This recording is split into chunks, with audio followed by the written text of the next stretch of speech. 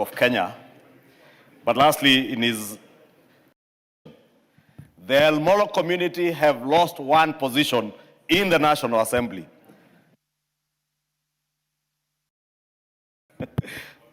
Thank you, Honorable Speaker. I thought the mic had gone off because I was addressing you.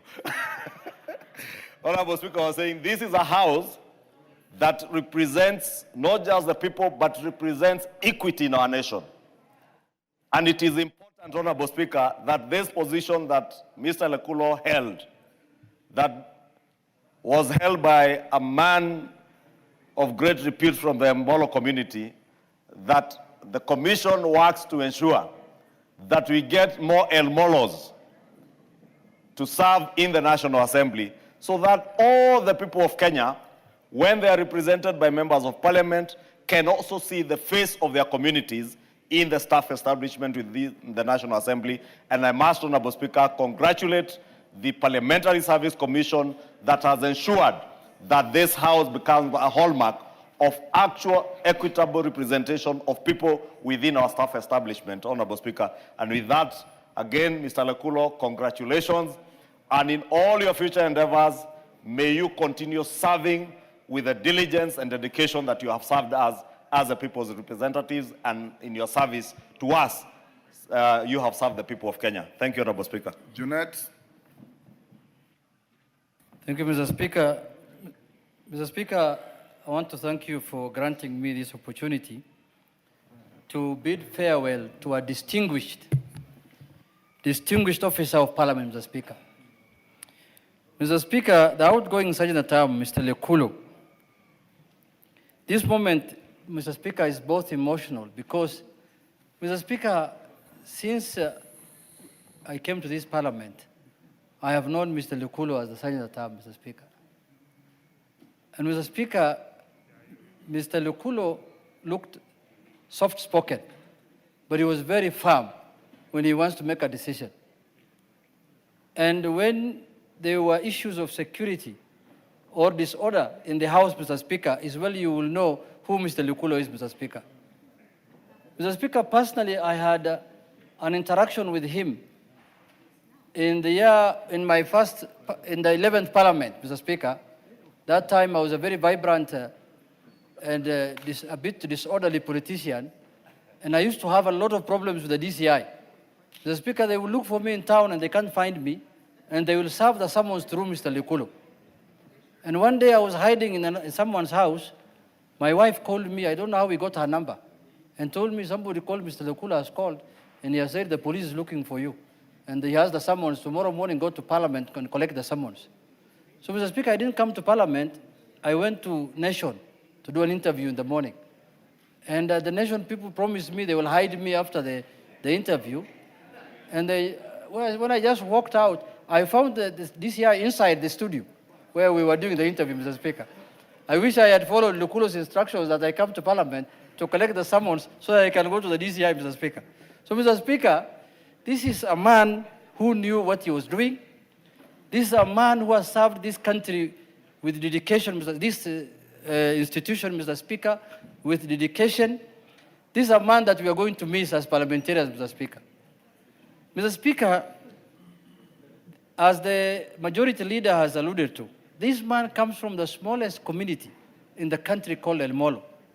A lot of us didn't know that. We were assuming he's a Samburu, he's a Maasai, or something, until today, when we did research on him, because of his living, is when we realized that he's from El Molo, Mr. Speaker.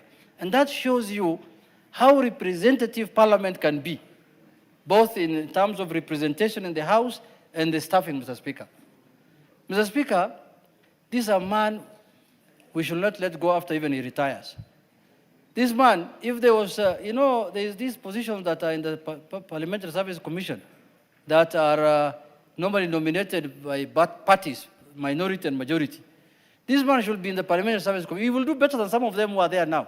Putting on, I can tell you, he has more experience, more knowledge. He knows how Parliament operates. He knows. No, I don't want to mention names, but I don't want to mention names, but Lekulo will serve both the interest of the staff and MPs, Mr. Speaker. In the earliest opportunity, a vacancy occurs there, And we can even make it occur myself here, because I have the opportunity. I mean, I have the constitutional mandate to remove a commissioner. You know, commissioners must know that they were appointed by this House, and the procedure of removing also is vested in this House, constitutionally. So in the event we decide to create a vacancy, the way we decided to create a vacancy in the Deputy President's office, if we create a vacancy, Mr. Speaker, you remember we created a vacancy in the Deputy President's office, and somebody now is occupying it fully. And he's doing a good job, better than the one we removed. So if this also we create a vacancy there, which I am seeing very soon a vacancy will occur, Mr. Lukulo should be the first person to occupy that office, Mr. Speaker. Mr. Speaker, in conclusion, I want to say that Mr. Lukulo is an example, Mr. Speaker, of how our staff of this parliament are dedicated to their job. Mr. Speaker, I came to realize later, as a parliamentarian, that the security of members of parliament primarily lies with the sergeant at arms, Mr. Speaker. It is them who advises us, this place is not good, don't go, do this. Even when we go for national events, Mr. Speaker, the first contact you have is the sergeant at arms, Mr. Speaker. So, Mr. Lukulo, you are one of the people, if today we could extend the retirement age, we will have done it for you. But now, time has come, don't worry, we are together, go and serve the country in another capacity, and we wish you all the best, and we thank you for your service that you provided to this House. Mr. Speaker, with those few remarks, congratulations, Mr. Lukulo. Thank you very much. Thank you. The remaining people, honorable members, if I give you, you'll have just 2 minutes. Raso, 2 minutes. Thank you very much, Honorable Speaker. Honorable Speaker, I wish to join you in congratulating Chief Sergeant at Arms, Mr. Lukulo. He comes from my county, and indeed, as the leader of majority and minority have said, he comes from the smallest community, even in our county, with less than members numbering 500. He has been a trailblazer, the first El Molo to be in government, as a teacher, as an administrator. For those of you who are getting amazed at the El Molo occupy the shores of Lake Turkana, a place called Loyangalani. I have some friends there, and I've had very good visits there to visit. There are less than 600 people. Honorable Lukulo tells us, as Eliud Kipchoge said, no human is limited. Go on, Ras. Thank you very much, Speaker. Honorable Speaker, as a teacher at Garbatula High School, when Garbatula was a national school, he was actually a beacon that young boys and girls attending that school, they felt that if a young El Molo teacher can come and teach in Garbatula, that all of them can rise to the top. Honorable Speaker, I say again, he was a trailblazer. The first district commissioner, actually among the first from the region, although there were a few from the major communities, but he was the first from among his people, including the Rendile, the Boran, the Gabra, the Samburu. Honorable Speaker, in Parliament, he has provided a distinguished service. When you see him, he is the face of calm and composure. Like Honorable Junet said, wherever there is some disturbance around Parliament, and you see him, he was the face of confidence. He will always say, Mheshimiwa hakuna shida, tuko. And today, as he retires, he's retiring as the senior most El Molo in government, and he's the face of his people. I want to join the leader of majority and minority that the El Molos must be represented in government, Honorable Speaker. Thank you. Thank you, Mr. Speaker. Mr. Speaker, I have first interacted with Mr. Lukulo in 1990 at Moi University, when both of us were pursuing a degree course, Mr. Speaker, and since then we have been members of the Moi University Alumni Association. Mr. Speaker, then, as Fate will have it later on, he also went back to my former high school, Garbatula High School, where he became a teacher, and then later on, we met in Parliament here as a staff, him as a staff, and then me as a parliamentarian. Mr. Speaker, to many, retirement is synonymous with withdrawal, with pull out, Mr. Speaker, with pullback, with disengagement, with recess, with reclusion. But Mr. Speaker, for Lekulo, I will say three things. This retirement provides an opportunity for you to go and relax, to go and rest, and to go and find new avenues, Mr. Speaker. Mr. Speaker, I want to pose a question to my colleagues here. And this is something that all of us, as members of the national leadership of the Republic of Kenya, we need to ask ourselves. If truly we were to subscribe to the politics of shareholding, Mr. Speaker, will somebody from the El Mono community ever have risen to become the sergeant-at-arms of the then Parliament of Kenya, and today the National Assembly of the Republic of Kenya? The answer is obvious. The answer is no, Mr. Speaker. Mr. Speaker, I want to say four things, and will allow me one thing, Mr. Speaker. Mr. Lekulo, this retirement, rest, you have earned it. Secondly, seek new adventures, enjoy. Congratulations, welcome to new life. And the Speaker has concluded, you as our leader, I want you to believe with His Excellency the President. I have known Mr. Lekulo more than any other. I have been a commissioner for 3 terms.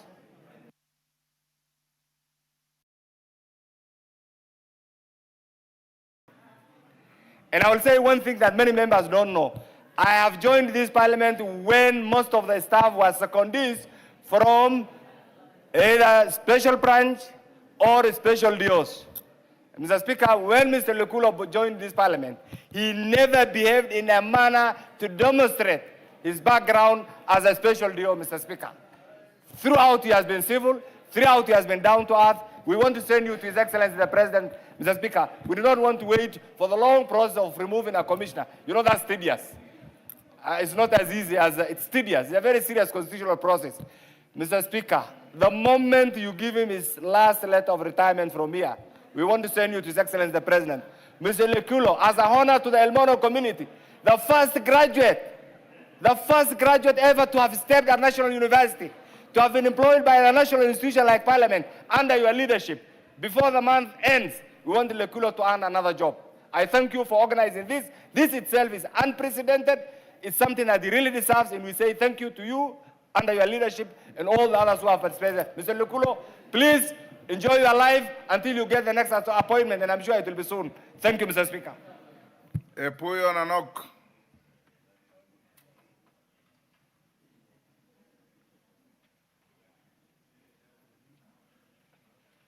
Give Epuyo the mic.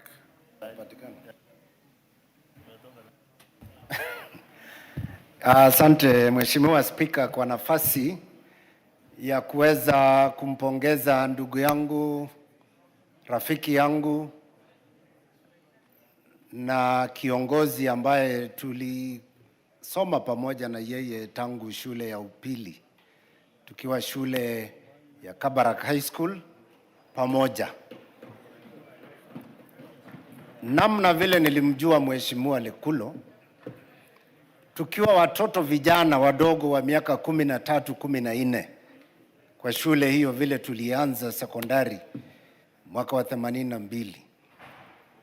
Nilikutana na mmoja wetu ambaye alikuwa kama sio shule ya Kabarak, Mheshimiwa Spika, pengine hatungekuwa tunapata nafasi hiyo. Saa hizi tunampongeza kwa sababu ya ile msingi ambayo masomo ya shule ya upili ya Kabarak High School ilituwezesha sisi wote. Nilipochaguliwa mwaka wa 2013 kwa bunge hili, nilimpata Sergeant at Arms wetu Lekulo hapa, na nilijihisi nimefika mahali ambayo ni nyumbani, kwa sababu tumekuwa pamoja Kabarak kwa miaka 6, tukaenda Moi University pamoja na yeye, na heshima ambayo Mheshimiwa Lekulo amekuwa nayo tangu ujana wake ndio hii ambayo tunasherehekea anapoenda kustaafu. Kwa hivyo nampongeza ndugu Lekulo. Na Mheshimiwa Spika, maombi yetu ni moja. Mimi kama mbunge ya watu wa Turkana West ambayo ni kati ya wale ambao tunajua ni watu wamekuwa marginalized, naomba Spika, yale ambayo viongozi wetu wamesema hapa iwezekane. Hivyo ndio vile Kenya inakuwa kama nchi ya jamii.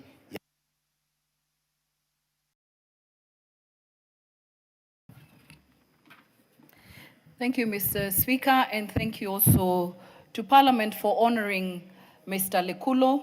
I must say that just watching the procession and the whole ceremony, it was emotional and almost gave me goosebumps. And I'm so happy, and I want to congratulate Mr. Lekulo that this happened when he's alive. Most of the time we praise people and give service and give accolades once they are gone, Mr. Speaker. But I want to thank God that God has given Mr. Lekulo the years, the time to be alive, to hear members of Parliament give him his flowers when he's still alive, Mr. Speaker. And thank you so much for your leadership also, Mr. Speaker, for allowing us this opportunity to do this, Mr. Speaker. I must say that Mr. Lekulo, you would not even think he's the Chief Sergeant at Arms, Mr. Speaker. He has the soft power. He has something that most of us can emulate from him, Mr. Speaker, that you can actually be at the top, but lead with grace, lead with humility, lead and ensure that the troops that you lead also follow in line or toe in line by being humble and not too forceful, Mr. Speaker. I also would like to say this about the Molo community. Actually, if you Google them, you even see they're endangered. I don't know what is endangering them at the shores of Lake Turkana, but I can also see the amusement of some of my colleagues here. If you come from a point of privilege, from where you come from, you should also just accommodate, because this is what makes the nation. This is what makes all of us, regardless of where you come from, Mr. Speaker. Mr. Lekulo has shown us that it doesn't matter really where you come from. It doesn't matter the circumstances that you have gone off.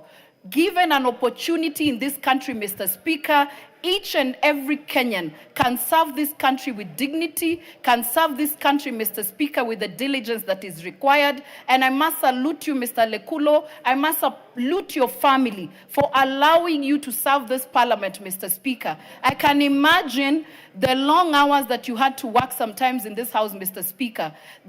Your family stood by you, and I'm happy that they are all here to hear what we have to say about you, Mr. Speaker. And I do hope that the values that you put that you have shared with the other sergeant at arms, Mr. Speaker, that they will live on, that your gap will not be felt, that we will continue to see the same discipline that we are seeing amongst the sergeant at arms, Mr. Speaker. I also want to agree, and thank you so much for taking care of the mace. I didn't know the mace was purely your job. I'm told the mace, if there was a problem with the mace, it was you. Thank you for taking care of this mace. Otherwise, would have gone into election prematurely. But just as it has been said, I'm sure the country can tap into his immense experience and knowledge in serving in other positions, Mr. Speaker. Thank you very much. Thank you. Come, Kate. And don't tell us that Lekulo was a warlord like you. He wasn't. He wasn't.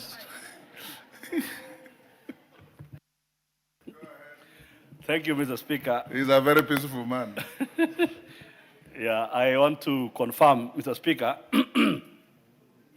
that Mr. Lekulo is indeed a very peaceful man, just like me. Mr.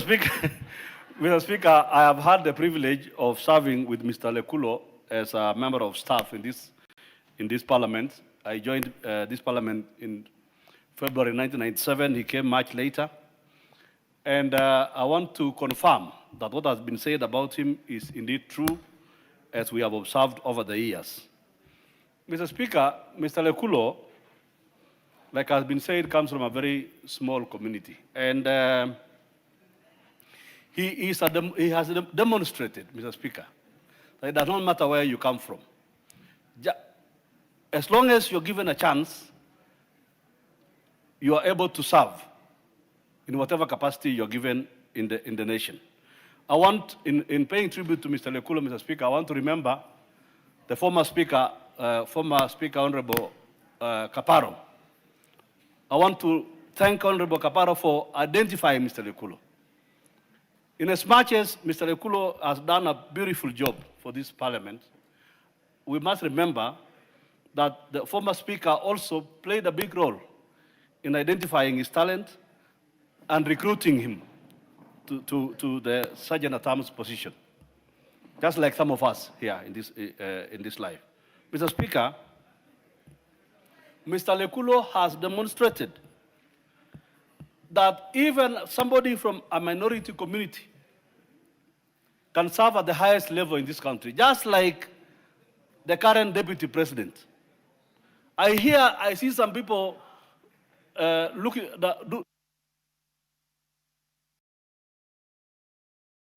Time up. Peter Oscar Nabulindo. Thank you, Mr. Speaker. Thank you for giving me this opportunity to say a congratulatory message to my friend and colleague, Mr. Lekulo. I knew Mr. Lekulo when I was employed in Parliament here as a young graduate. That's in 2002.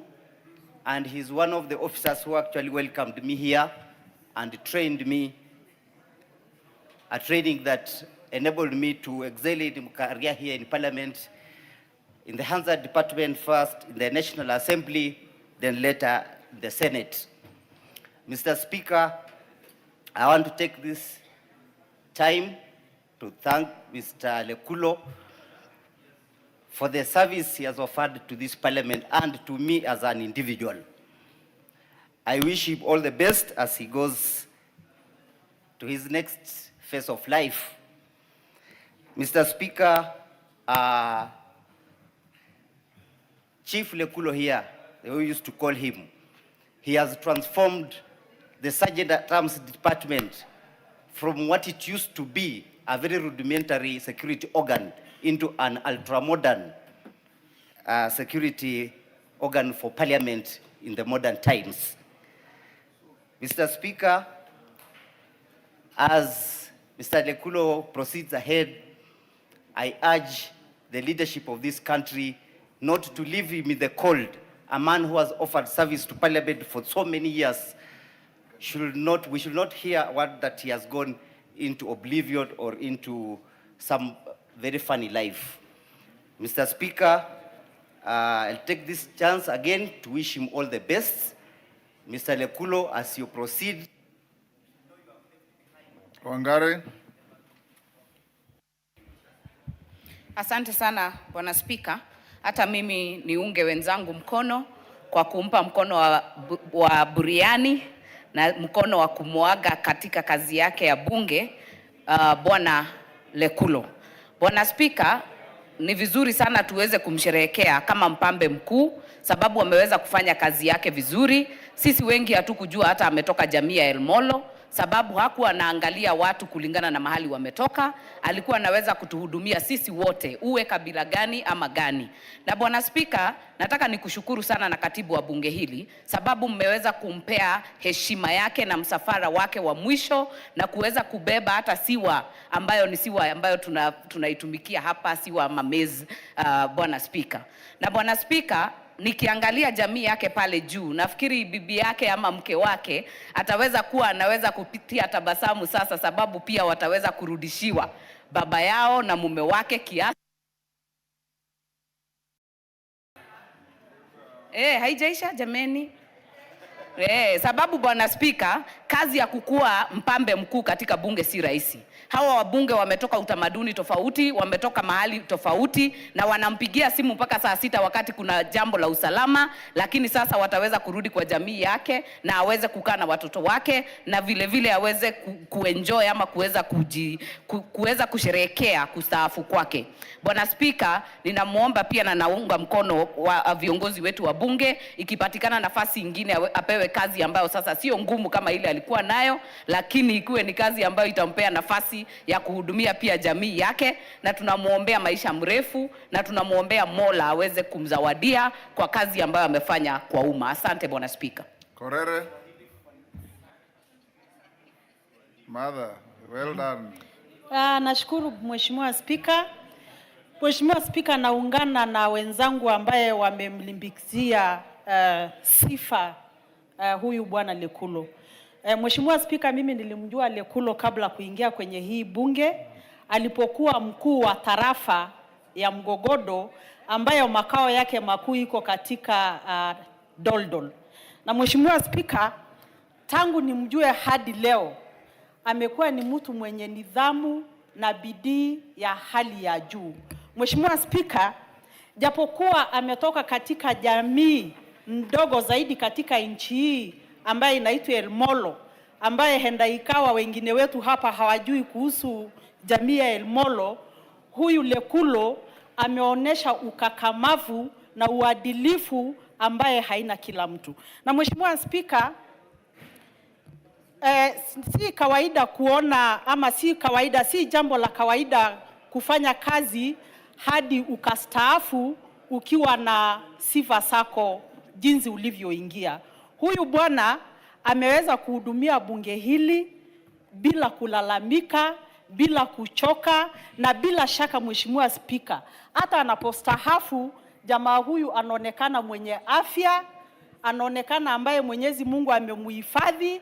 Na mimi naomba nchi hii yetu ya Kenya, kuna pahala ambaye Lekulo anaendelea kuhudumia nchi hii. Na Mheshimiwa Spika, hata bunge hili ningekuomba mahala ambapo ametoka Lekulo, tuhakikishe wanapoandika wafanyikazi wengine wa bunge hii, tuweze kupata watu wengine kutoka kwa jamii ya Elmolo na kwa jamii ya wale walio wachache katika nchi hii. Kwa hivyo Mheshimiwa Spika, tunapomuaga tunashukuru sana familia yake kwa kumpa nguvu, kwa kusimama na yeye. Thank you, Sarah. Honorable members, will end here on Lekulo. I want to confirm to all of you that Lekulo's file is blemishless. He has never received a caution or a warning or a complaint from any member of staff for the years he has served this parliament.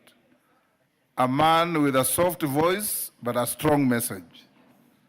A man who dedicated his life ensuring that you are safe.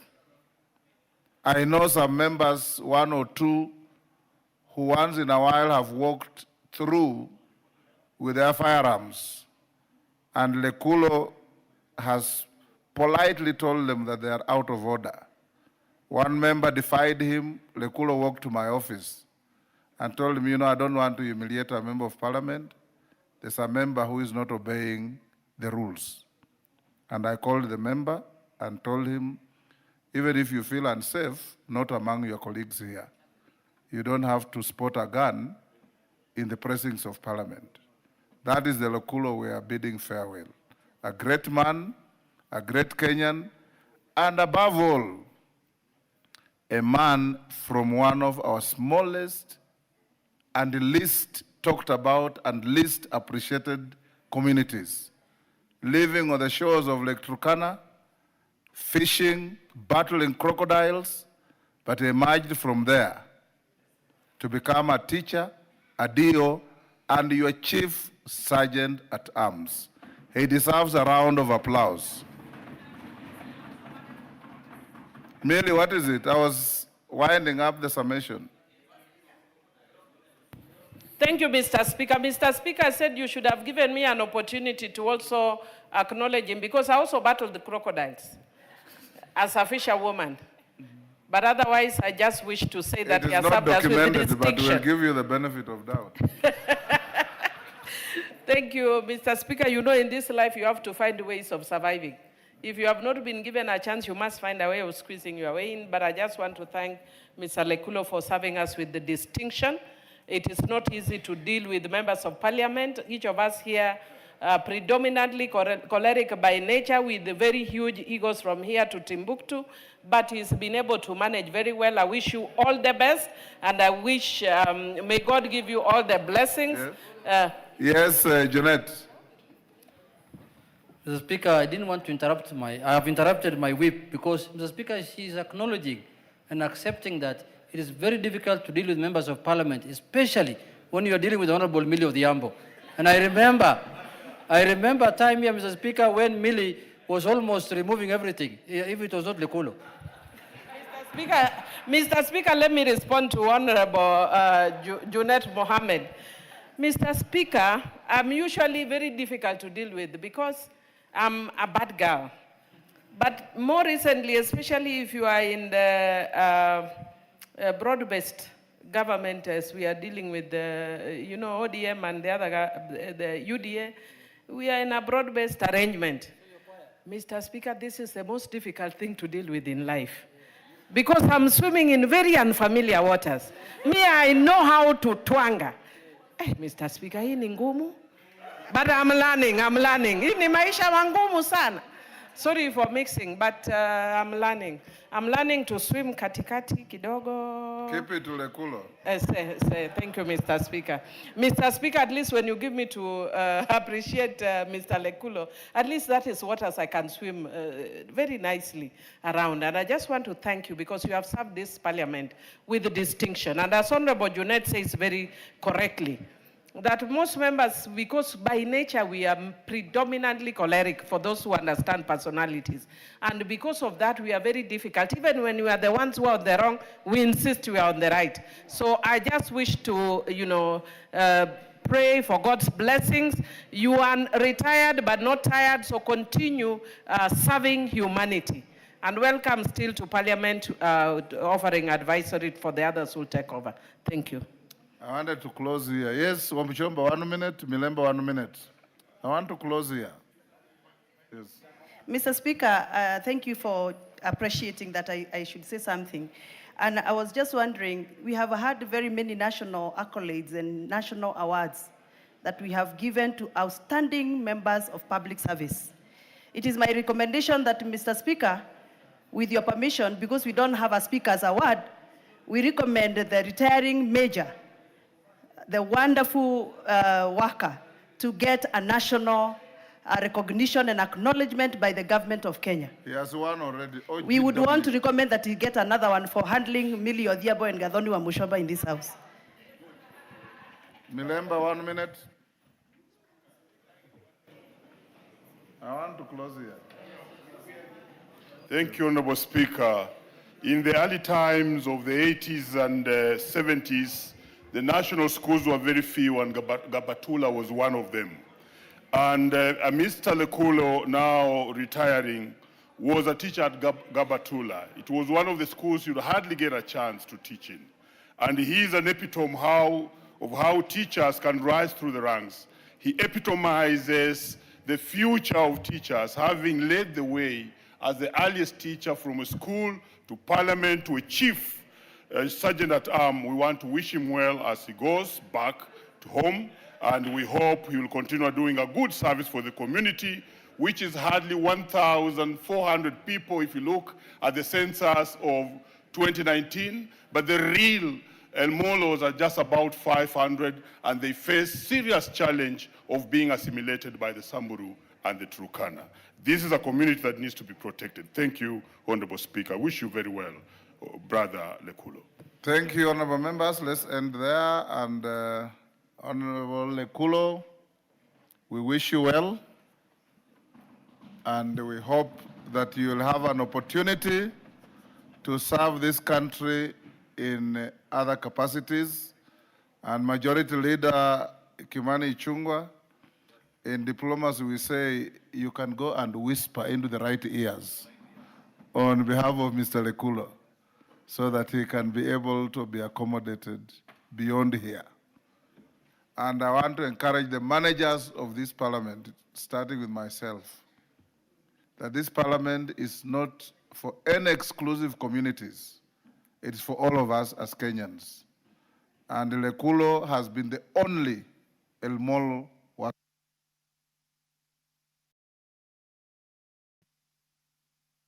has been the only one. Parliament should find a way of accommodating some of our very, very minor communities. I would want to see a Makonde here. I want to see an Elimolo here. I would want to see a Pemba here. I want to see the Shonas here. There's Shonas who fled from Zimbabwe and settled somewhere in Kabete, in Kino. We want to see those people represent. The Subas are many here. You are here, Karolo Mondi is here. We have Nyamita here. We have Zijui. You are many. And the Minister for Finance of the country is a Suba. You are not marginalized in any way. Professor Jaldesa. Thank you, Mr. Speaker. Mr. Speaker, pursuant to the provisions of Standing Order 259D3, and on behalf of myself and the people of Moyale constituency, I wish to extend my heartfelt condolences to the family, friends, and the people of Isiolo County on the passing on of the late Honorable Mohamed Tubi Bidu of Isiolo South constituency. His demise is a profound loss not only to the family and constituents, but also to the nation at large.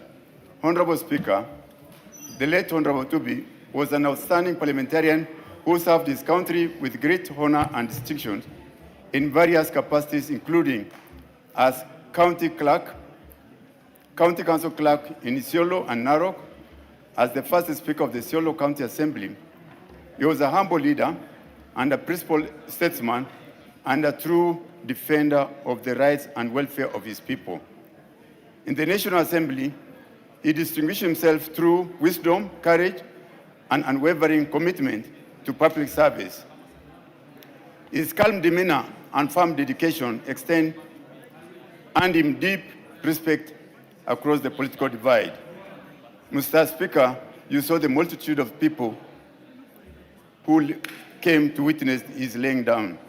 Honorable Speaker, allow me also to express our sincere appreciation to the medical team at the Nairobi Hospital, who took care of him with diligence and compassion, going beyond the call of duty.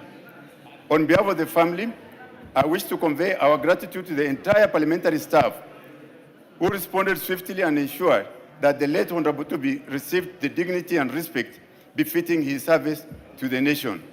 The parliamentary staff actually took over the security at Nairobi Hospital on that event day. Honorable Speaker, I further wish to thank the Speaker of the National Assembly, Honorable Moses Wetangula, for his exemplary leadership, including personally attending the burial and standing family with the family and the community during their moment of grief. The people of Isiolo South and the wider community remain deeply grateful. I also acknowledge the more than 20 members of this House who attended the funeral and conveyed their condolences to the bereaved family. Honorable Speaker, as we mourn his passing, we also celebrate a life of purpose, integrity, and service. May the Almighty grant comfort to his family. May the legacy of the late Honorable Mohamed Tubi continue to inspire all of us in the service of the nation. Mr. Speaker, I want to announce to the House that the Isiolo community have actually endorsed his son to take over the leadership of the constituency. So his son is being prepared. Anytime it's done, he will be unopposed in the constituency. Thank you, Mr. Speaker. Mumina, you have 2 minutes. Thank you, Honorable Speaker. Honorable Speaker, I rise today with a very heavy heart to join this House and the people of Kenya in mourning a colleague, a brother, and a committed servant of the people, the late Honorable Mohamed Tubi Bidu. His passing has created a deep emptiness, not only in Isiolo South, but also here in this House where he served with dignity and humility. Honorable Speaker, Hon Tubi Bidu was a man who carried the dreams of his people with sincerity and courage. He believed in service that lifts others and in leadership rooted in compassion and fairness. He never sought the spotlight. Instead, he allowed his work to speak for him and spoke loudly. Honorable Speaker, one of his greatest gifts to his community was in the field of education. He firmly believed that every child deserves a chance and that poverty should never close the door to learning. Under his leadership, all high school students in Isiolo South accessed free education. Many children who might have dropped out are today in classrooms because of his efforts. He strengthened the school infrastructure, supported learning programs, and ensured that no child was left behind. For him, education was not just a government function, it was a personal mission and a promise to the next generation. Before joining this House, Honorable Tupi served as a first Speaker of Isiolo County Assembly. This was a historic role, and he approached it with wisdom and calmness. He provided order where there was uncertainty and direction where the path was new. The foundation he laid continues to guide Isiolo County today. He helped shape devolution at its birth, and its impact will be felt for many years to come. In this House, Honorable Tupi himself carried himself with grace, and when he spoke, he did so with purpose, clarity, and a deep sense of responsibility to his people. Honorable Speaker, we will remember him as a humble man, a principled man, and a man who served with his heart. Isiolo South has lost a father figure, Kenya has lost a true patriot, and we, his colleagues, have lost a brother whose kindness, wisdom, and warmth we deeply cherished. Honorable Speaker, I extend sincere condolences to his family, to the people of Isiolo South, and to all who had the privilege of working alongside him. May they find strength during this difficult time. May the good deeds of Honorable Tupi continue to shine through the lives of those who he uplifted. May his soul rest in perfect and eternal peace. Thank you. Member for Lagdera. Thank you, Mr. Speaker, for giving the opportunity to eulogize and mourn a great friend, a neighbor, and a peaceful man. Mr. Speaker, I also thank you for being with us during the burial. We were there with you. You went to see the family, you spoke to the family, and the people of Isiolo, I think, appreciated that. Secondly, Mr. Speaker, I and Honorable Tupi are neighbors. We have almost 100-kilometer neighbor. I mean, we have 100-kilometer border between Isiolo South and Lagdera. And the 3 years we were in this parliament, we did something that could not happen the last 20 years. To make our people, the people of Lagdera and the Isiolo South, to coexist peacefully. I think before we came in as parliament, I didn't know Mr. Tupi, but our families were friends. We used to live together at a place called Garbatula. But when we came in, we sat together and said that we should not have no more bloodshed along our border. We sat and we did something that could not happen for 20 good years. There was no peace along that border. Now people coexist, they live together, they share the grazing lands, they share watering points, and what I can say is that Mr. Tupi, for people of Lagdera and people of Isiolo South, it was a beacon of hope and was a beacon of peace. Thank you, Mr. Speaker.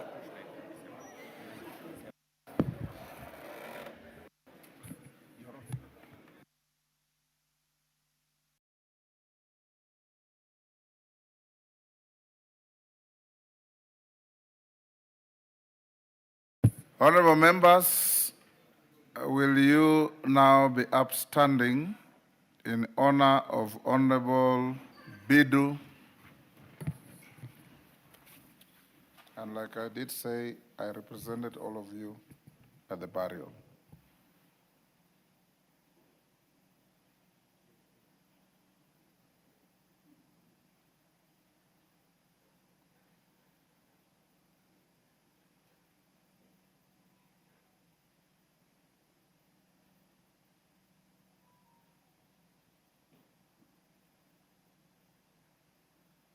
May his soul rest in eternal peace. Amen.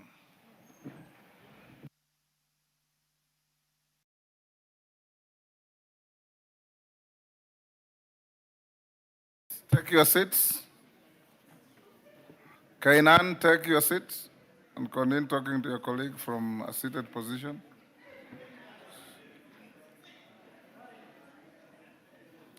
Order members on their feet, take your seats.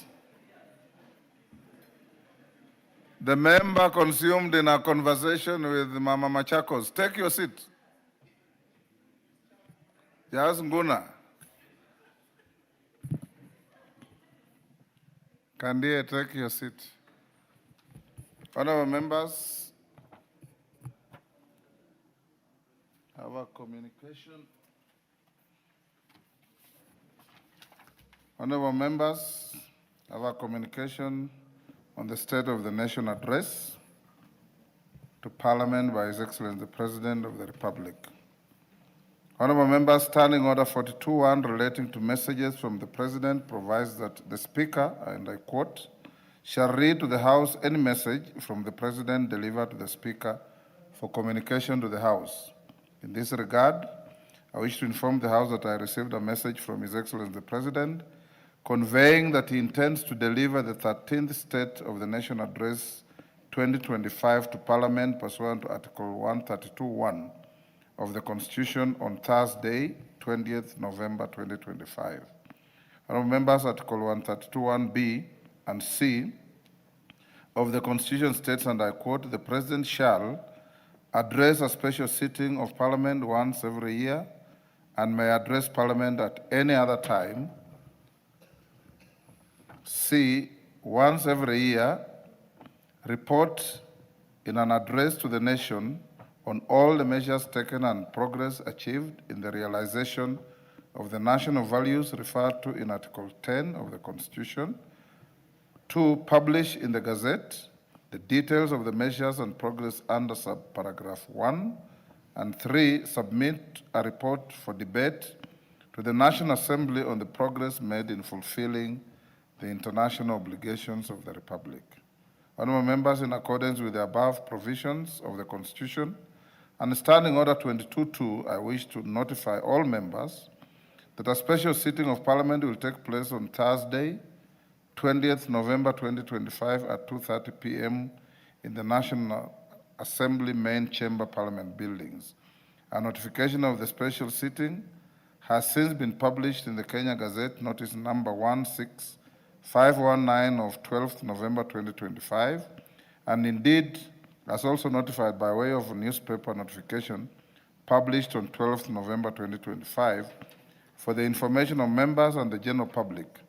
I am aware that the offices of the clerks of the Houses of Parliament have commenced preparations for the day, and further logistical details will be communicated to members in due course. I thank you. Honorable members, the next issue is the issue on quorum of the House during reporting of 3 bills. Honorable members, it has been brought to my attention that during the reporting of the consideration of 3 bills by the Committee of the Whole House on Thursday, 13th November 2025, various claims arose as to whether a quorum of the House was present.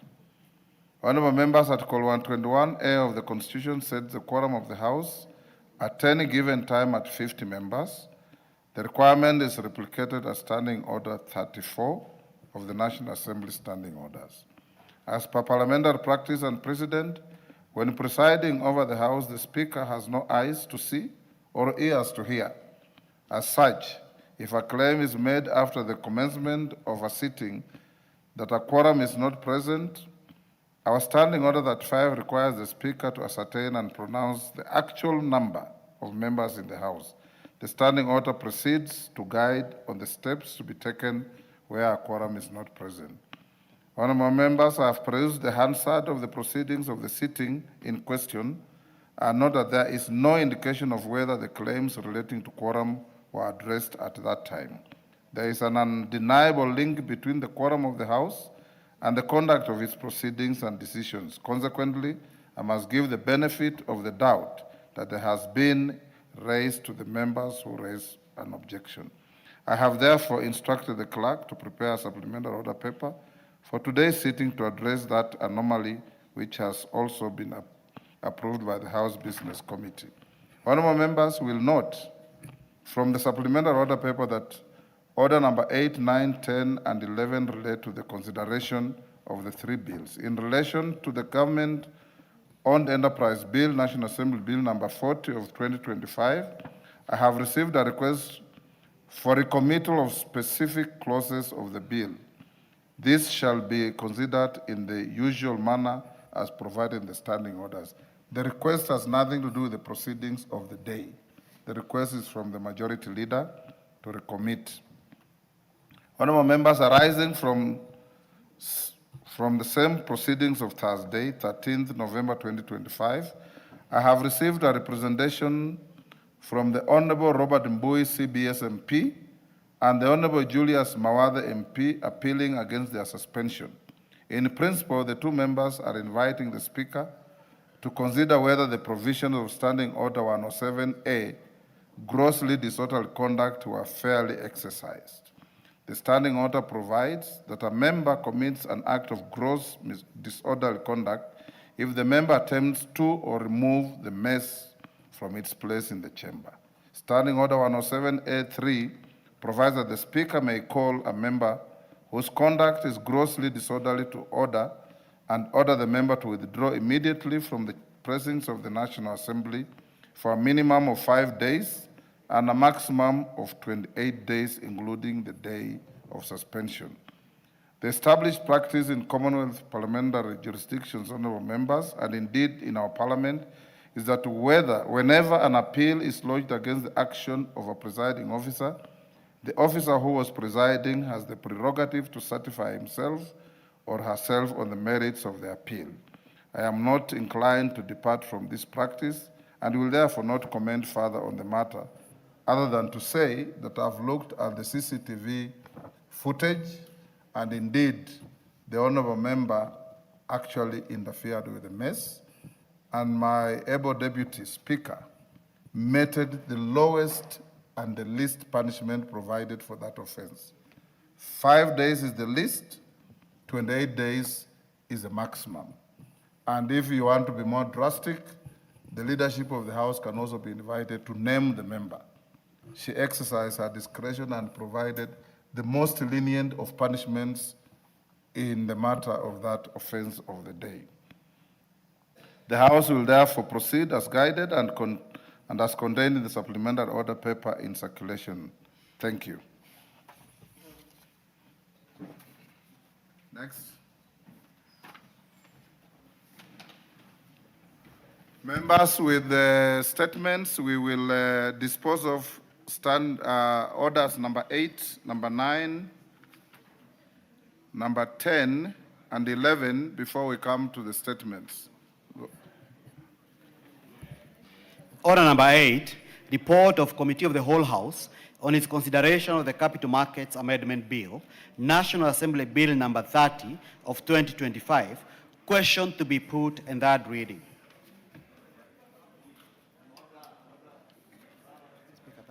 Order, members. I need that. Yes, of course. Yeah, I'll use this. Then you give me that.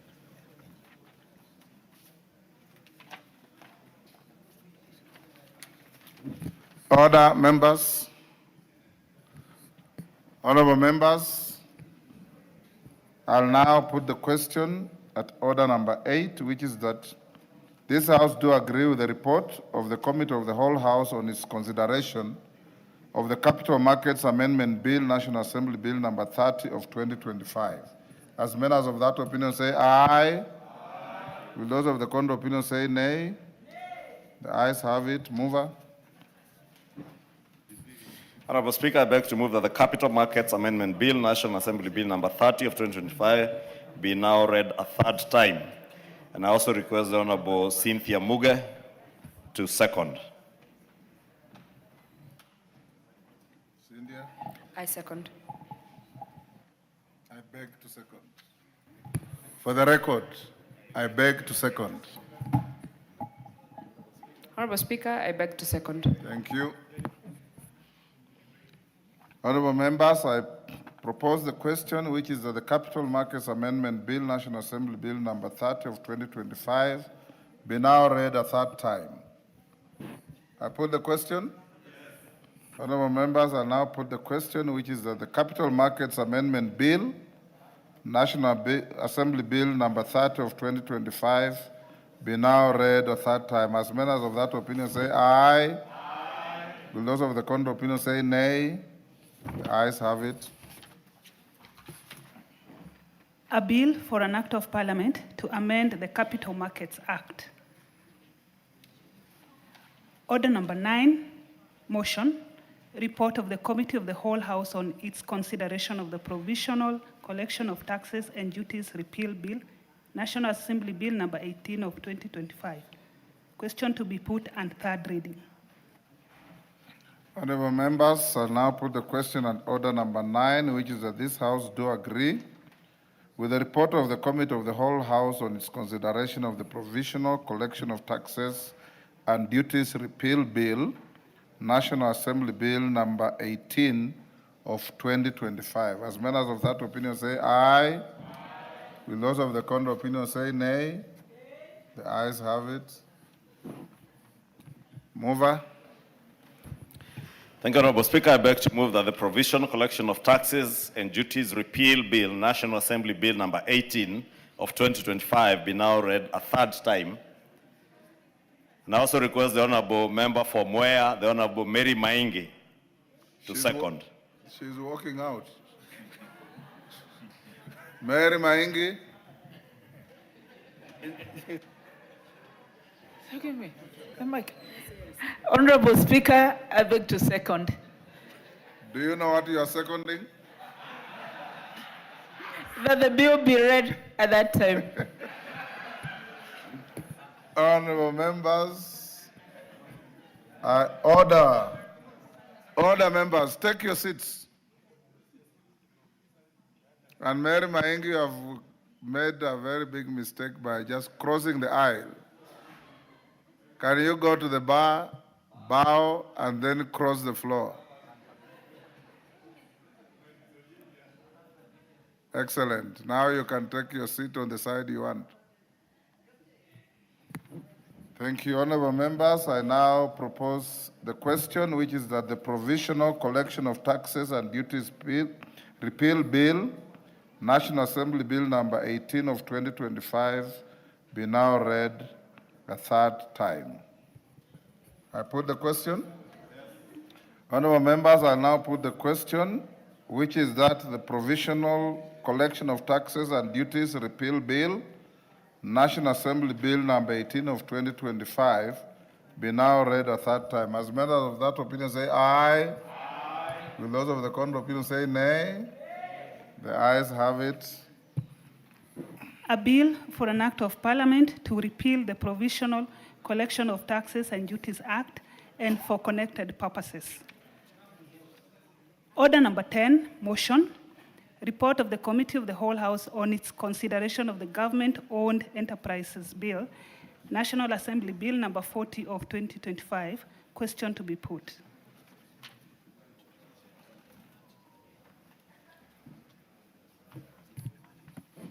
Honorable members, I now put the question at order number 10, which is that this House do agree with the report of the Committee of the Whole House on its consideration of the Government-Owned Enterprises Bill, National Assembly Bill number 40 of 2025, subject to recommittal of the first schedule to the bill. As members of that opinion say aye. Aye. Will those of the contrary opinion say nay? The ayes have it. Honorable members, will you now be upstanding? Order be upstanding. We'll now go to the Committee of the Whole House to deal with the recommitted one clause. Order number 11, Committee of the Whole House.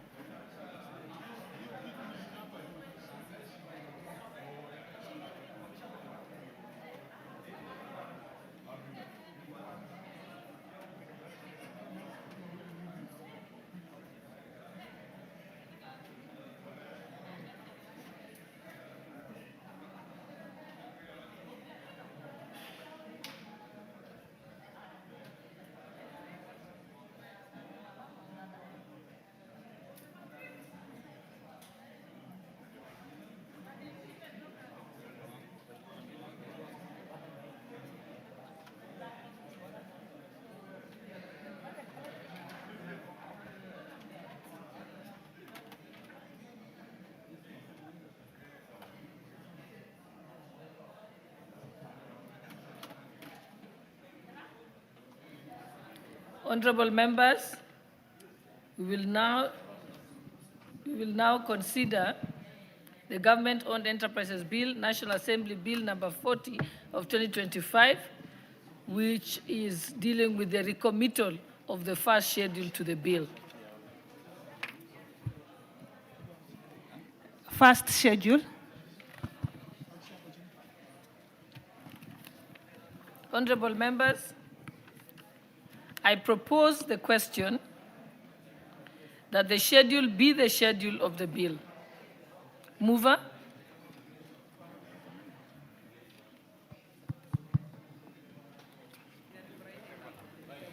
Thank you, Honorable Speaker. Honorable Speaker, I beg to move that the first schedule be amended as it is on the order paper.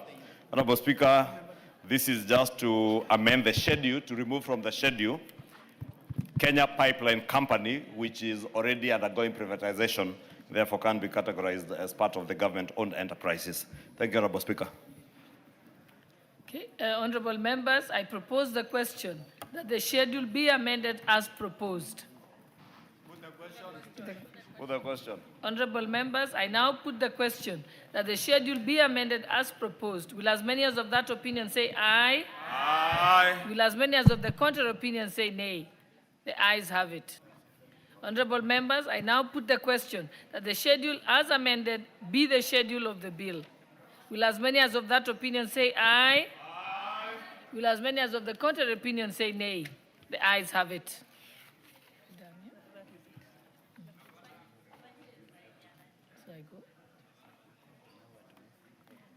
Okay, Honorable, the mover, please.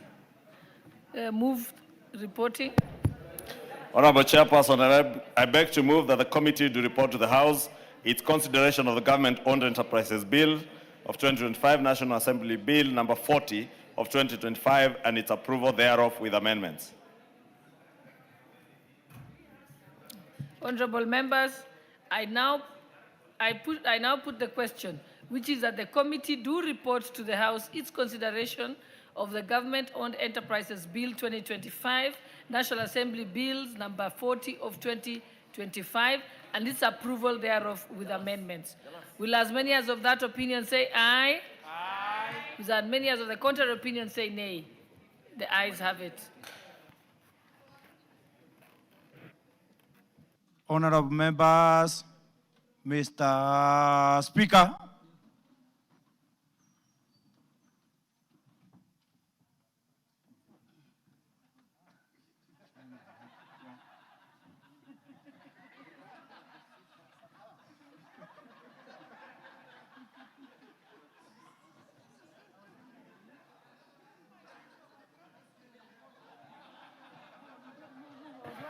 we must thank Honorable Kaluma for his enthusiasm.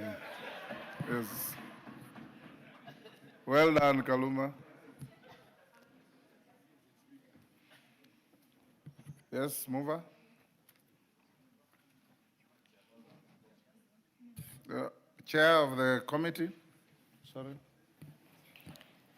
Honorable Speaker, I beg to report that the Committee of the Whole House has considered the Government-Owned Enterprises Bill 2025, National Assembly Bill number 40 of 2025, and approved the same with amendments. Mover. Honorable Speaker, I beg to move that the House do agree with the committee in the said report, and also request the Honorable Rebecca Tongei to second the motion for agreement with the report of the Committee of the Whole House. I second, Honorable Speaker. I beg to second. Honorable Speaker, I beg to second. Thank you. Thank you, honorable members. I now propose the question, which is that the House do agree with the committee in the said report. I put the question. I now put the question, which is that the House do agree with the committee in the said report. As many as of that opinion say aye. Aye. Will those of the contrary opinion say nay? The ayes have it.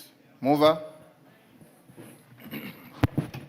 Honorable Speaker, I beg to move that the Government-Owned Enterprises Bill of 2025, National Assembly Bill number 40 of 2025 be now read a third time, and also request the Honorable Irene Mayaka to second.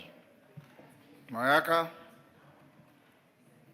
Thank you, Honorable Speaker. I second. I beg to second. Thank you, Honorable Speaker. I beg to second. Yes, Oundo, what is out of order?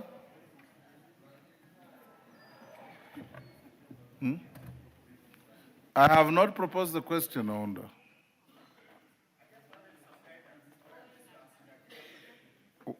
What guidance are you looking for? Honorable Speaker, it's just a matter of procedure, and this we have raised in this House severally and numerous times, and unfortunately our voices have never been heard. And Honorable Speaker, I want to address you on two issues.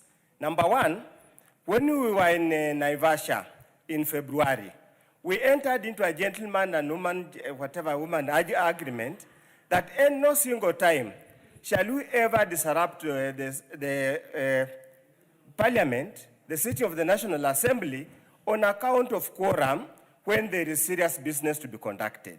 We agree that, Honorable Speaker. And we also agreed in a reciprocal way, Honorable Speaker, that whoever sits on the floor, on the chair at any given time will also be courteous enough and listen to the voices and concerns of the members of Parliament who are here. Truth be told, Honorable Speaker, many times, I sit here all the time, I have restrained myself from calling the quorum bell when we do not even have numbers, out of due respect for you.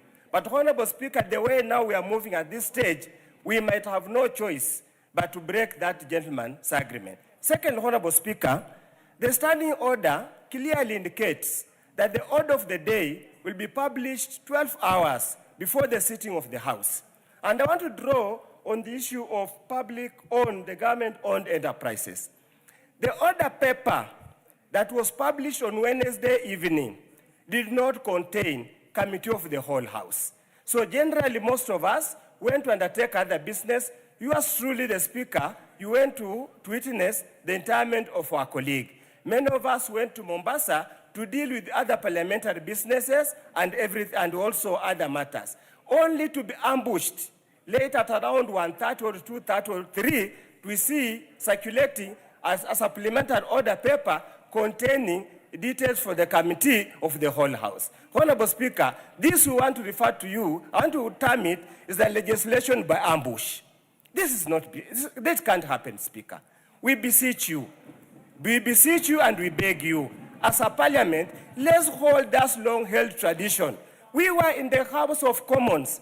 I think we were some of us, Dawood and the honorable lady, the honorable MP from Laikipia.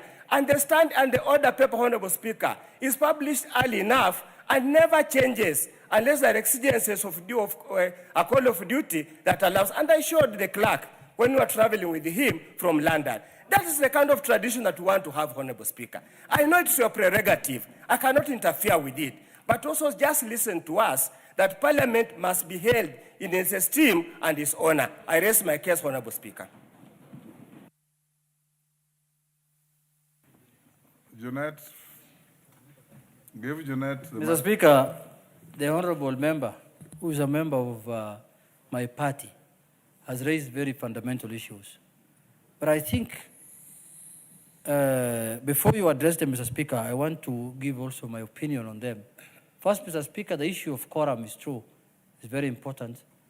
But nothing stops any member from raising a quorum issue whenever he wants to raise. So, Mr. Speaker, that is just a point to note, that if there is quorum, somebody can raise. But the substantive issue is the issue of the matter that we have just dispensed of. Mr. Speaker, as far as I'm concerned, we had a House Business Committee meeting today. As usual, we have every Tuesday. And that is where the business of the week is discussed. But, Mr. Speaker, there is also a precedent in the Parliament where there is supplementary order paper, Mr. Speaker. And supplementary order paper comes after the normal order paper, Mr. Speaker. And the supplementary order is allowed in the standing orders, Mr. Speaker. So this business was contained in the supplementary order, Mr. Speaker. And the supplementary order, Mr. Speaker, was also published in the parliamentary website, Mr. Speaker. And the standing orders will bear me clear that, Mr. Speaker, that this matter was properly in the supplement. Even me in the morning when I came to the House Business Committee, I did not know that there's a supplementary order until my attention was brought to it by the majority leader, Mr. Speaker. I was still using the order paper that existed earlier. So it is very important for members to be keen to know whether we have an order paper or we have a supplementary order paper. So, Mr. Speaker, I know my member is very unhappy with what has gone through now, but that's how the business of the House is conducted. Mr. Speaker, the House of Business is conducted in that manner, that supplementary paper order comes, you need to marshal your numbers from the eating place, from the dining place, because by the time we are going for lunch, the supplementary order is paper, is out. That is where now you start talking to members and you bring them to the House if you want to defeat the business that is in the supplementary order. So, Mr. Speaker, I will sit down with Dr. Undo and we will discuss the matter also internally as a party, and we will agree on a position, on which position. As a family. Thank you, Honorable Speaker. And the issue raised by Honorable Undo seemingly seems very legit.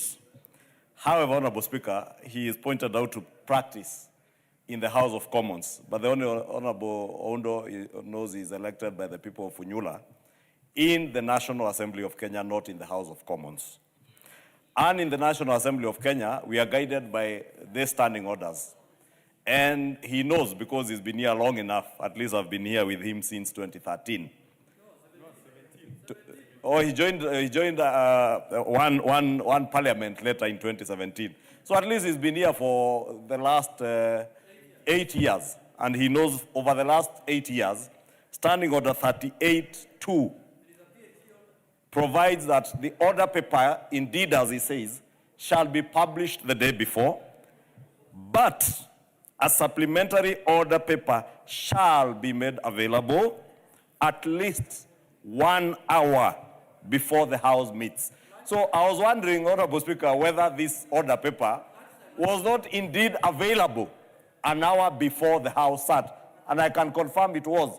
Just like today, this afternoon, Honorable Speaker, the order paper we are using for this afternoon is a supplementary order paper.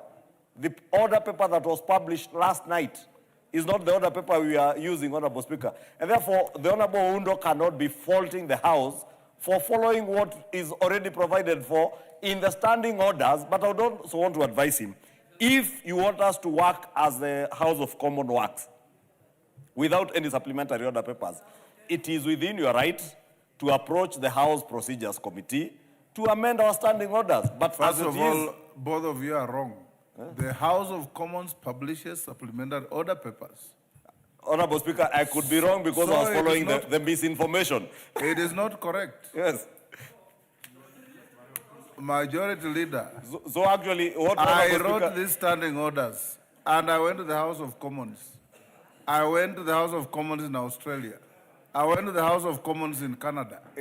I went to Zambia. I went to South Africa. I went to Isle of Man. I went to Ganze. I went to Jersey. I went to Nigeria. And these are all comparable jurisdictions. And they publish supplementary order papers. Now, Honorable Speaker, what else would I even add, Honorable Speaker? Considering that you have been in this House for over 30 years, you wrote these standing orders. So a member who just appeared here 8 years ago now wants to lecture you on what is provided for in the House of Commons. And that is why, Honorable Speaker, I was very careful to say that the point that Honorable Undo was raising seemingly may seem legit. But you see, you have now confirmed, Honorable Speaker, that in fact the Honorable Undo should be apologizing to the House for misleading the House on matters touching on the House of Commons, because as you have clearly said, it is not provided for even in the House of Commons, Honorable Speaker. But just to affirm, Honorable Speaker, just like you are saying, on matters of quorum, Honorable Speaker, nobody has said that any member cannot raise a matter of quorum. But again, Honorable Speaker, we must be very honorable in the way we conduct business in the House. Because, Honorable Speaker, and I don't want to delve into what you addressed on the issue of the Honorable Robert Mbui, an attempt to grab the mace to attract the Speaker's attention is not part of what is provided for in our standing orders, Honorable Speaker.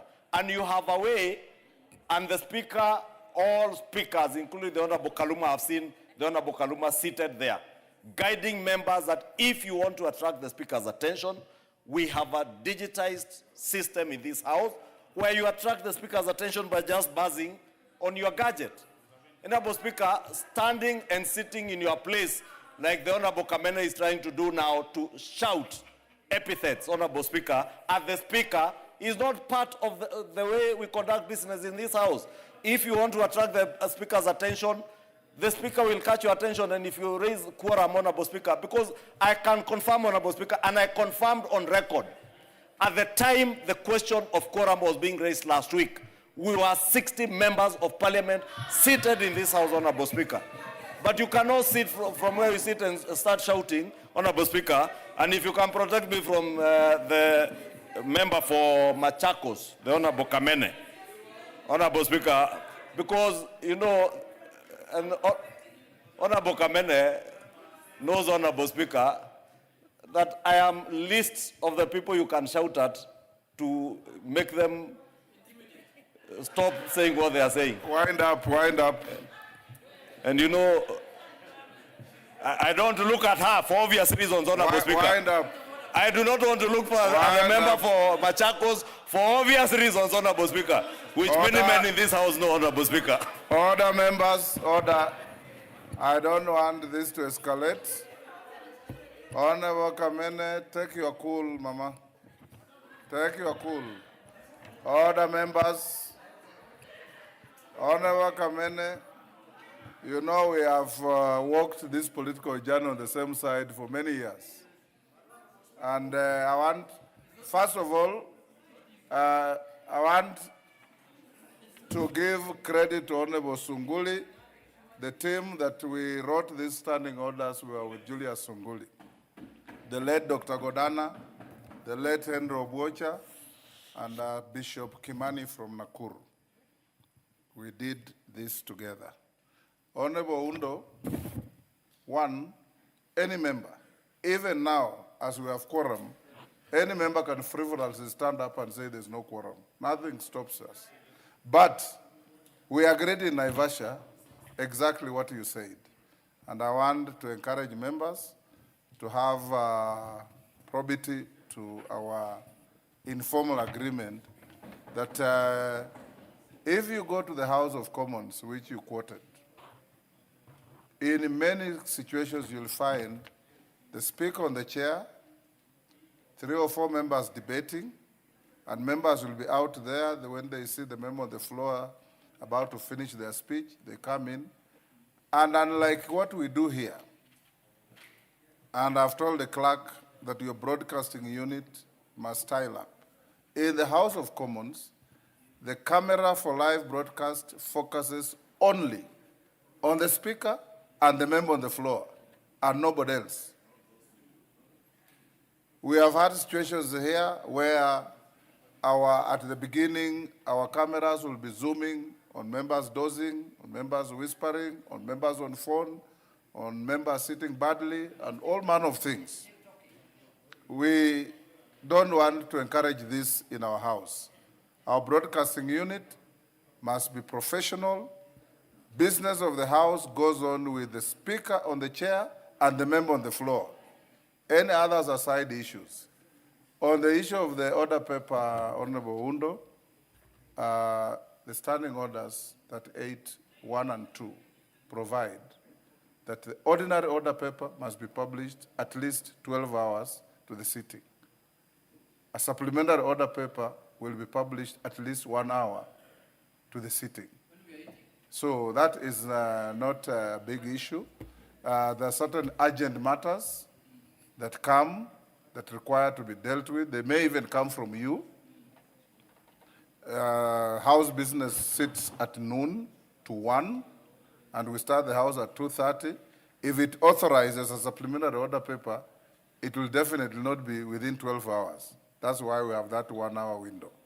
But any other issues, both myself, my deputy, and members of my panel will be on the lookout to ensure that we enforce the rules of the House But let me also say this, members. Whatever agitation you may have, whatever displeasure you may have, that mess there is the symbol of the authority of this house.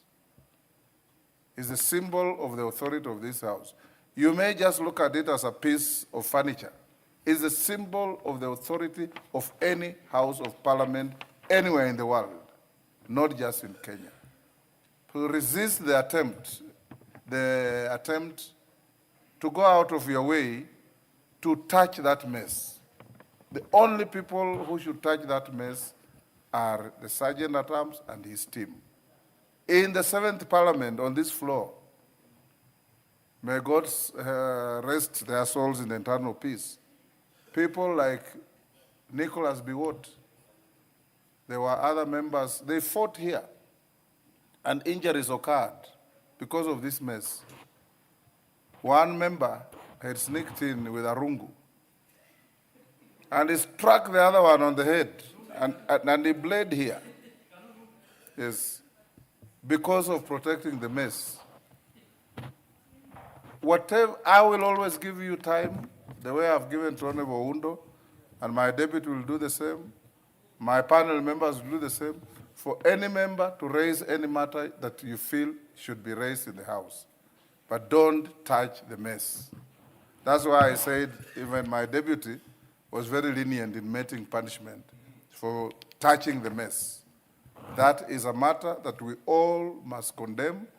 You never can tell when you will be sitting here, and you can imagine the authority of the house you are presiding on being undermined by somebody going for the mess.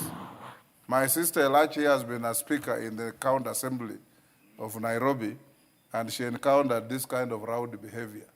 And once in a while, she comes to tell me how difficult it was. The mess is the symbol of your authority. If you are here and there's no mess, the house is not constituted. So let's bear that in mind. Allow me now to propose the question. Thanks, Oundo, for raising the issue, and I hope you have been adequately responded to, and you take it with the humility. And honorable members, I now propose the question, which is that the Government-Owned Enterprises Bill 2025, National Assembly Bill number 40 of 2025, be now read a third time. I put the question. I now put the question, which is that the Government-Owned Enterprises Bill 2025, National Assembly Bill number 40 of 2025 be now read a third time. As members of that opinion say aye. Aye. With those of the contrary opinion say nay. The ayes have it. A bill for an act of parliament provide for the establishment, control, governance, performance, and ownership of government-owned enterprises, public service obligations in respect of government-owned enterprises, to facilitate the reconstitution of existing government-owned enterprises into public limited liability companies for the transfer of assets, liabilities, and business of government-owned enterprises to companies and for connected purposes. Order number 4, petitions. Order number 5, papers. Majority Leader.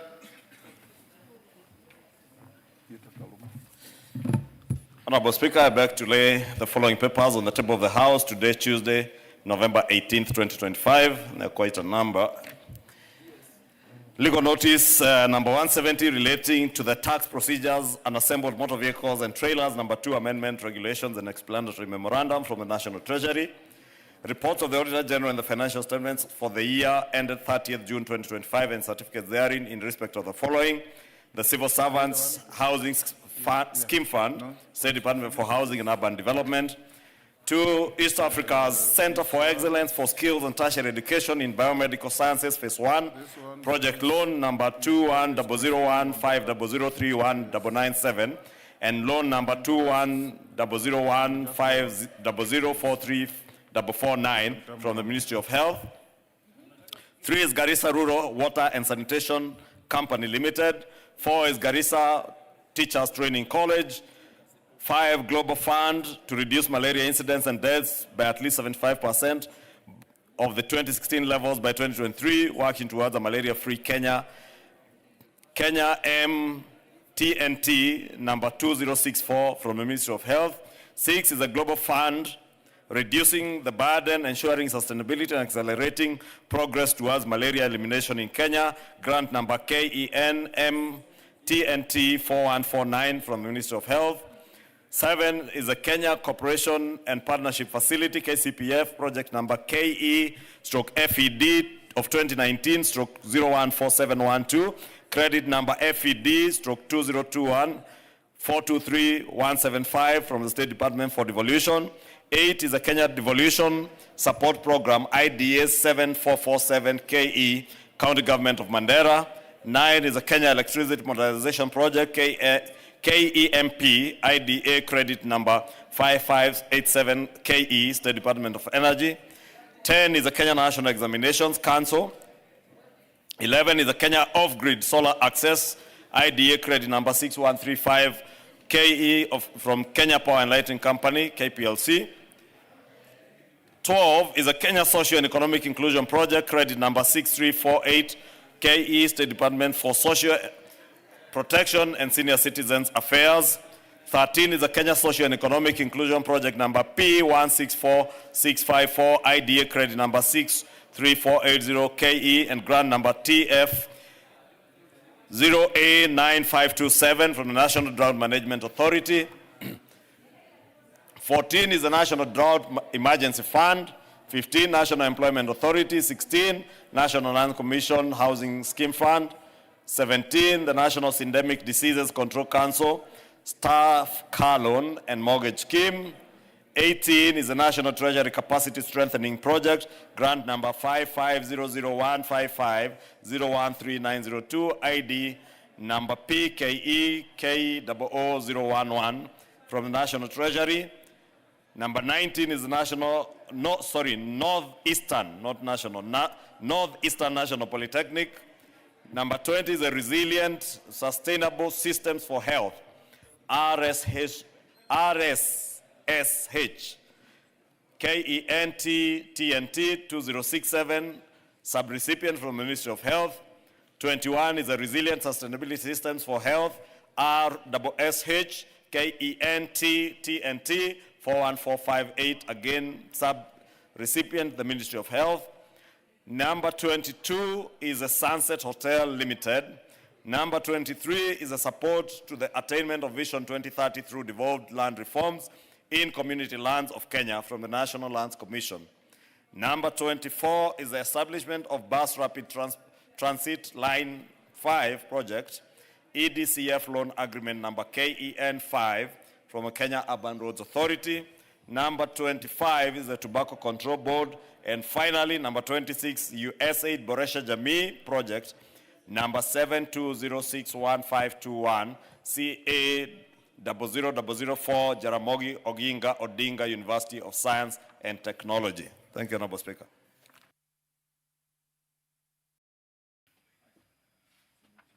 Okay, thank you. Next is the Chairperson, Constitutional Implementation Oversight Committee. 40 days of mourning. Honorable Speaker, I beg to lay the following paper on the table of the House today, Tuesday, 18th November 2025. Third report of the Constitutional Implementation Oversight Committee on the status of implementation of the Constitution by 1, the Teacher Service Commission, 2, the Public Service Commission, and 3, the Judicial Service Commission. Thank you, Honorable Speaker.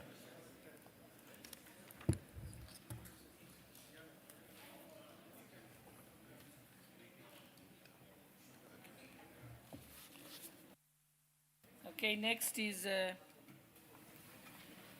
order number, the next order. Order number 6, notices of motion. Chairperson, Constitutional Implementation Oversight Committee. You want to move the motion? Give notice of motion? Honorable Karoli, you're giving the notice of motion? Yes.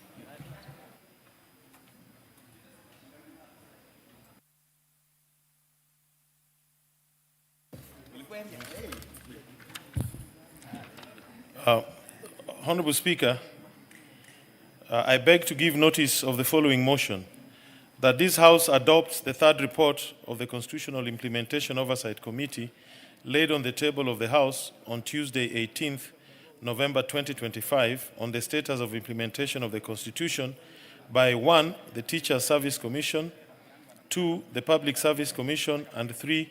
the Judicial Service Commission. Thank you, Honorable Speaker. Thank you. Next order. Order number 7, questions and statements.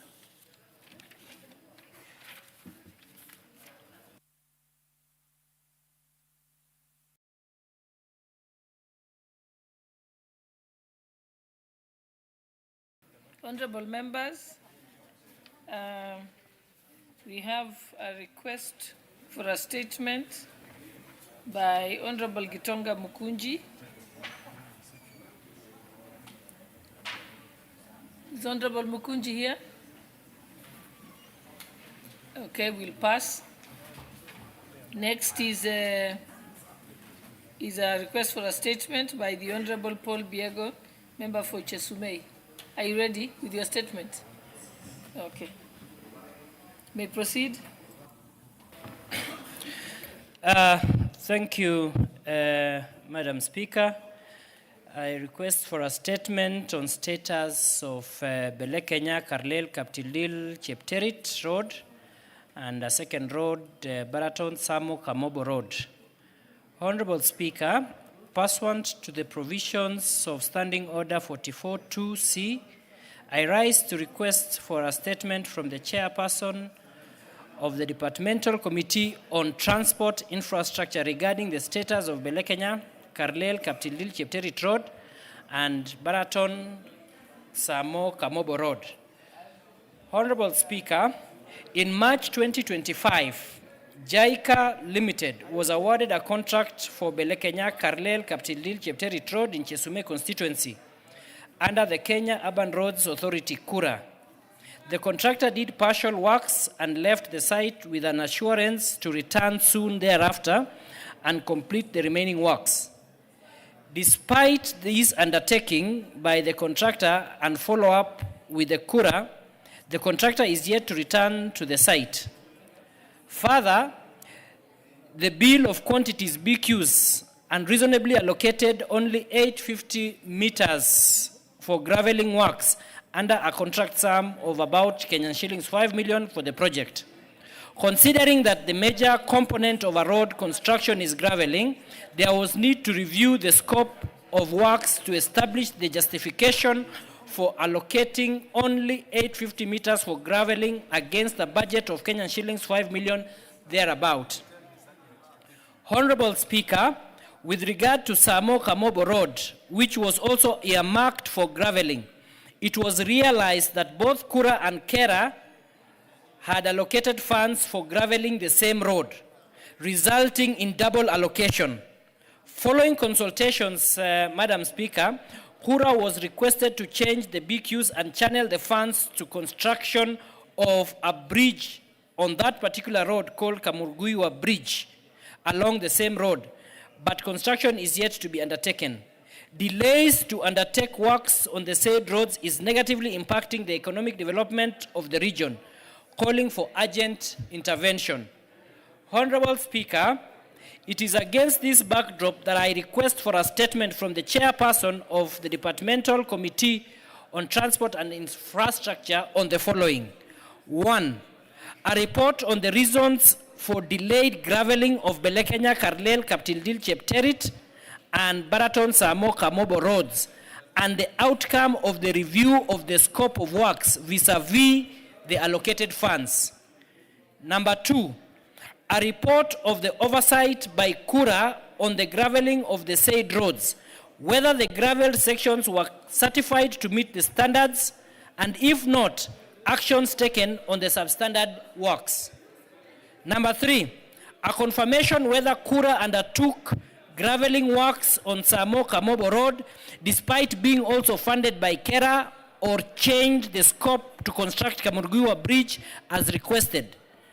And lastly, Madam Speaker, routine maintenance plans by Kura for the 2 roads pending upgrading, including the budgetary allocation in the financial year 2025, 2026, and timelines for undertaking the works. I thank you, Honorable Speaker, for that. Thank you.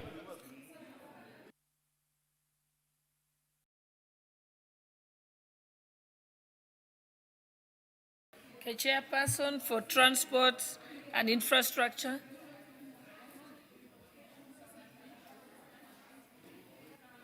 Yes. Honorable Speaker, will respond in 2 weeks. Okay, thank you. Then the next one, I'm told that the member for Bumbula has dropped that particular request for statement. So now we go to the request for statement by the Honorable Richard Kilel, member for Bomet Central. Then after that, it's you.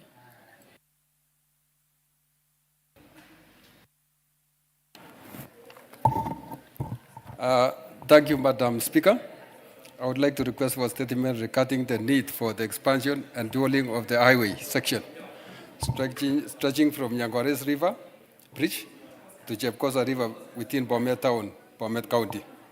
Honorable Speaker, pursuant to the provision of Standing Orders 44-2C, I wish to request for a statement from the Chairperson of the Departmental Committee on Transport and Infrastructure regarding the expansion and dualling of a road section stretching from Nyangwares River Bridge to Chepkosa River Bridge within Bomet Town in Bomet County.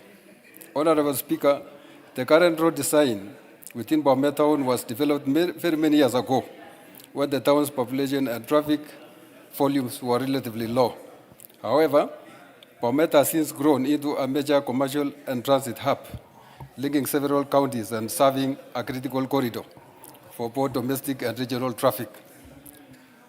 The road serves as a vital artery for the movement of people, goods, and agricultural produce within Kenya and across the East Africa and Central Africa regions.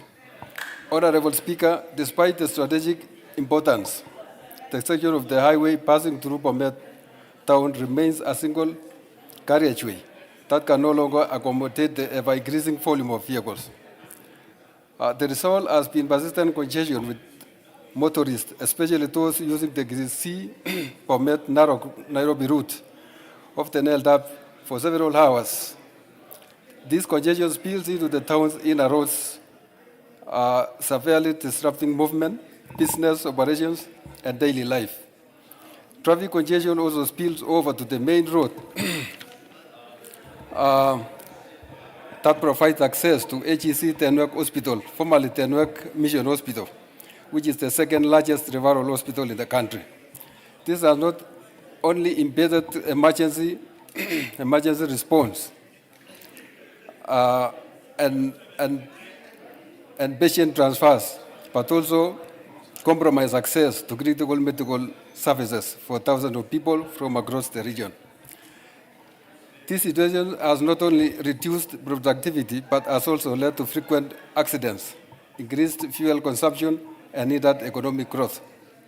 Honorable Speaker, it is against this background that I request for a statement from the Chairperson of the Departmental Committee on Transport and Infrastructure on the following. Number 1, details on whether the Ministry or Kenya National Highways Authority, KENHA, has undertaken any feasibility study, design, and budgetary planning for the dualling of the highway section between Nyangwares River and Chepkosa River, and if not, when such plans will commence. Number 2, immediate and medium-term measures that the Ministry has put in place to manage the worsening congestion and ensure the safety of road users. And number 3, the timelines, funding arrangements, and implementation framework under which the proposed expansion and dualling project will be prioritized within the national road programs and the level of stakeholders' consultation undertaken on the project. I thank you, Honorable Speaker. On transport and infrastructure. Honorable Speaker, we have a satisfactory response in 2 weeks. Thank you. Then we have another statement that wasn't in the order that has been approved. Member for Samburu North.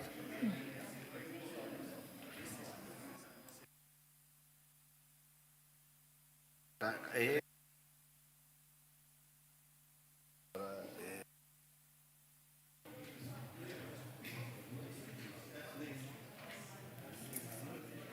the one to your left.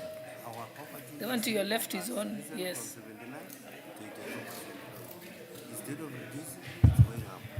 Thank you, Madam Speaker. This one on my left is a bit short, but it will do.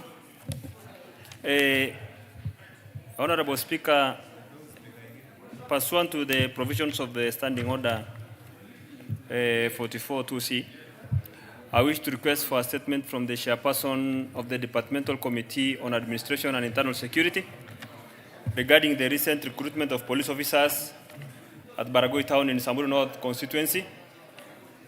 Madam Speaker, following the High Court's lifting of conservatory orders that had temporarily suspended the process, the National Police Service issued a directive confirming the resumption of its planned nationwide recruitment exercise.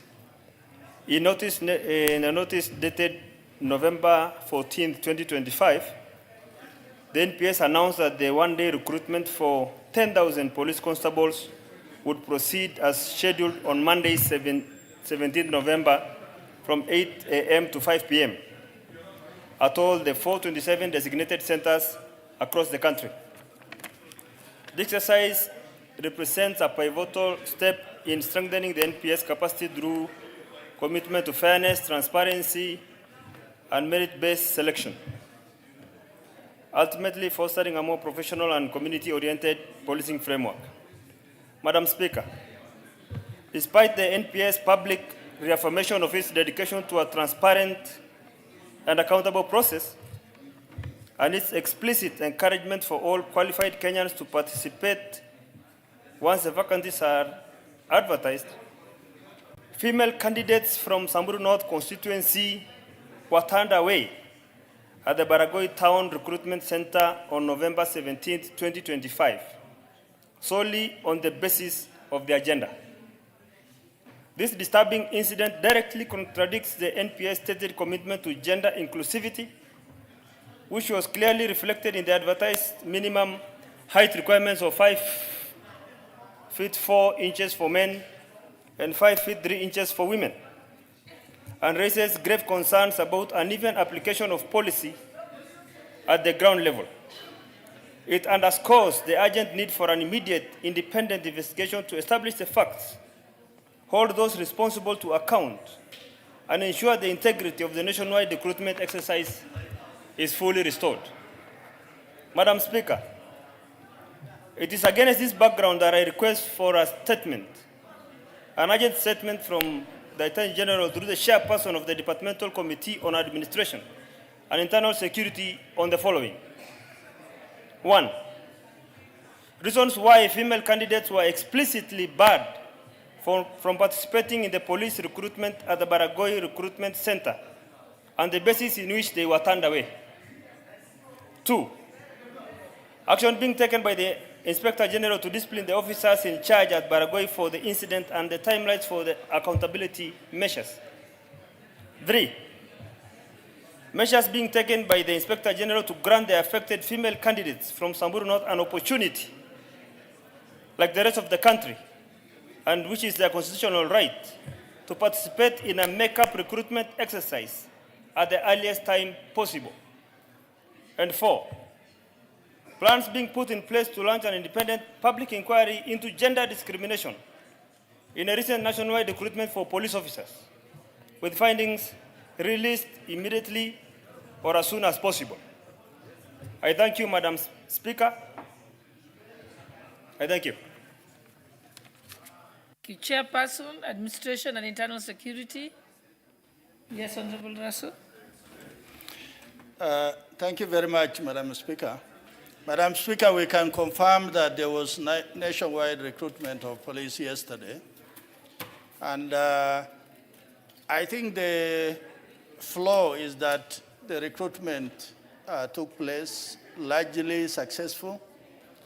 But I think I do not want to respond to honorable colleagues, although I know of some areas where they didn't recruit the female candidates.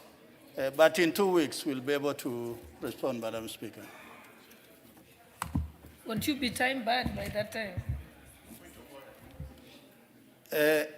Madam Speaker, I think we can respond as early as Thursday. next week. Maybe Thursday. Maybe Tuesday next week. Okay. Right. Yes, what's your point of order, Honorable Murugara? Thank you very much, Honorable Speaker. As Honorable Russell and the Office of the President and the NPS respond, it's a concern that is countrywide.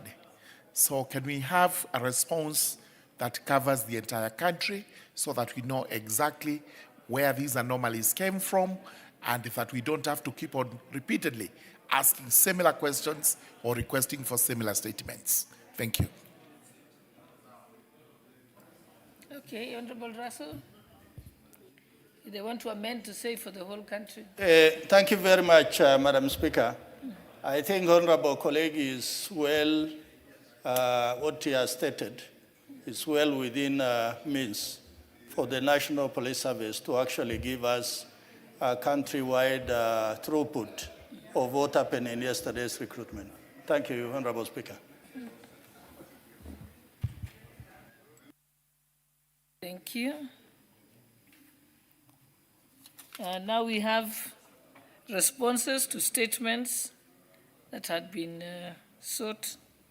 The first one is the one that had been sought from the Committee on Administration and Internal Security, the one that had been sought by Honorable Cynthia Mugesh is present. Yeah, you may proceed to put out the response. Thank you very much, Madam Speaker. Madam Speaker, the member for Nandi County, Honorable Cynthia Muge, requested to be apprised of the recent escalation of tension and killings in Kimwani and Chebonet areas of Tinderet, Nandi County. She sought as follows: circumstances leading to the alleged use of excessive force by the police, steps being taken to investigate the killings and hold accountable those responsible, measures being put in place to de-escalate tension and ensure safety of residents, plans in place to resolve the underlying land dispute. Madam Speaker, the circumstances leading to alleged use of excessive force. On 28 September 2025, Mr. Samson Cherambus reported at Timberere Police Post in Tinderet Sub-County, vide OB number 428-9-2025, that a group of squatters was planning to forcibly subdivide his parcel of land, claiming ownership. On 29 September 2025, approximately 650 squatters invaded the farm in the Kumwani area and subdivided the land among themselves. The squatters were armed with arrows, stones, and other crude weapons. Madam Speaker, police officers unsuccessfully attempted to restore order using non-violent means, prompting the use of live ammunition. Regrettably, 2 individuals were fatally injured during the confrontation. The bodies were transferred to Nandi Hill Sub-County Hospital morgue for preservation and further examination. On 7th October 2025, a post-mortem examination was conducted by the government pathologist in the presence of close family members. The examination established that the cause of death was injuries sustained from gunshot wounds. Madam Speaker, steps being taken to investigate the killings. The OCS of Songor Police Station submitted the incident reports to its superiors and shared the details with IPOA. IPOA subsequently commenced investigation, and the service is fully cooperating. Once the investigation are completed, the service will implement its recommendation. 3, measures being put in place to de-escalate tension and ensure safety of residents in Kimwani and Chebonet. Madam Speaker, the following measures have been put in place to enhance the safety of residents in Kimwani. 1, both foot and mobile patrols have been strengthened to deter criminal activity. Increase the number of community policing meetings. 3, community members are encouraged to report critical intelligence anonymous through the Fichua Kwa DCI toll-free hotline 0800 722 203 with the assurance of confidentiality and protection for whistleblowers. 4, regular public forums, barazas, and consultative meetings are being held between the conflicting parties. 4th, plans in place to resolve the underlying land dispute and prevent future conflict. Honorable Speaker, the following measures are being employed to resolve the underlying land dispute. 1, DCI has intensified investigation into land dispute in the area to prevent such issues from escalating into violence. 2, DCI has engaged relevant government agencies to expedite land demarcation, ensuring that disputes are addressed promptly to prevent conflict. 3, communities are being sensitized on legal procedures to ensure disputes are resolved through lawful channels before they escalate. Madam Speaker, I beg to submit Honorable Kipchumba Murkomen, Cabinet Secretary for Interior and National Administration. Thank you, Madam Speaker.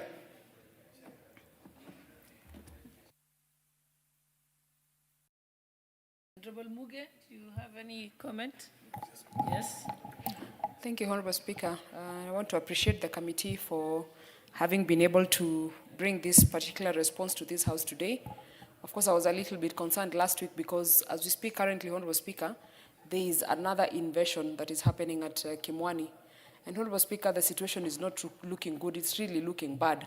And looking at the response, Honorable Speaker, it looks like a response that has been given to just make sure that it meets the requirements of responding to the issues or the question, the item in question. Honorable Speaker, the mention of IPOA investigating whatever had happened, I appreciate that because IPOA has to take up the death that has already occurred. I appreciate that from the ministry. But Honorable Speaker, on paper, the response looks really good and it looks progressive because it's even making reference to sensitization forums that are happening. Honorable Speaker, there is no sensitization happening on the ground as we speak today. What is happening right now is running battles. And the part of the question, Honorable Speaker, that we want to understand is, who is this? Who is fighting against who and what are the issues? And Honorable Speaker, if you look at the statement that I sought on this House, on the floor of this House, the statement was clear. We wanted to know what are these activities that are going to help us de-escalate the situation in Kimwani. And as we speak, Honorable Speaker, the situation is worse than it was when I was seeking this statement, Honorable Speaker. And I want to say, Honorable Speaker, that the Ministry of Interior and Security, Honorable Speaker, should pay attention to that case and be able to partner with National Land Commission and go to the ground so that, one, Honorable Speaker, the sensitization that they're speaking about here is done on the ground. Let us hear of meetings that the people that are concerned with the land issue have been brought together and the issue is sorted or solved, Honorable Speaker. And if it cannot be solved, at least the people know what is happening. So, Honorable Speaker, I must say that I'm dissatisfied because something has to get going on the ground. A solution has to be communicated to the people of Kimwani, who right now, Honorable Speaker, are not sleeping in their houses and they are living in fear because they don't know the next time a bullet will break through their legs or their thighs or their heads, Honorable Speaker. So this response, Honorable Speaker, must show action, not just on paper. Honorable Russell. Thank you very much, Honorable Speaker. Honorable Speaker, having got this particular response from the ministry, actually we sought further information on this. First, Mr. Cherambus was a public servant, somebody who served this country with distinction. When we were saying goodbye to Lekulo here, I just remembered somebody like Cherambus, people who have put their lives on the line to serve this country, and only for them to be retired. He was a senior police officer. So this particular case, and I want honorable colleague to agree with me, it is about law and order, it is also about safeguarding lives and properties. And if individuals take the law into their own hands, all of a sudden somebody feels that so-and-so has a lot of land, let us get a bit of it. I think then we are crossing the red line. We have understood what Honorable colleague has said. We will respond, we will refer back the same to the ministry so that DCCs and ACCs, all of them must begin to talk to the people. I think the use of arms to restore law and order is not good enough. They must be able to have community conversation so that individual properties are not violated or lives are not lost unnecessarily because of individuals are being misguided to take the law into their own hands. Thank you, Honorable Speaker. Thank you. The chairperson, Energy Committee, I think you have a statement for the Honorable Hussein Bare, member for Tarbaj. Thank you, Madam Speaker. Madam Speaker, I have a lengthy... And is a member for Tarbaj here? Yeah, okay. Seated Proceed. next to me. Very close. Madam Speaker, I have a lengthy statement, though I will try and summarize it. Madam Speaker, the following letter dated 30th September 2025 by the member Abdi Bare Hussein, the MP for Tarbash, particularly asking last mile in his constituency, and he had 4 questions that have been written by the ministry as follows. He wanted a comprehensive status report on the current level of electricity connectivity in Tarbash constituency, including connected rates, comparison with the national average, and progress achieved under the last mile connectivity program to date.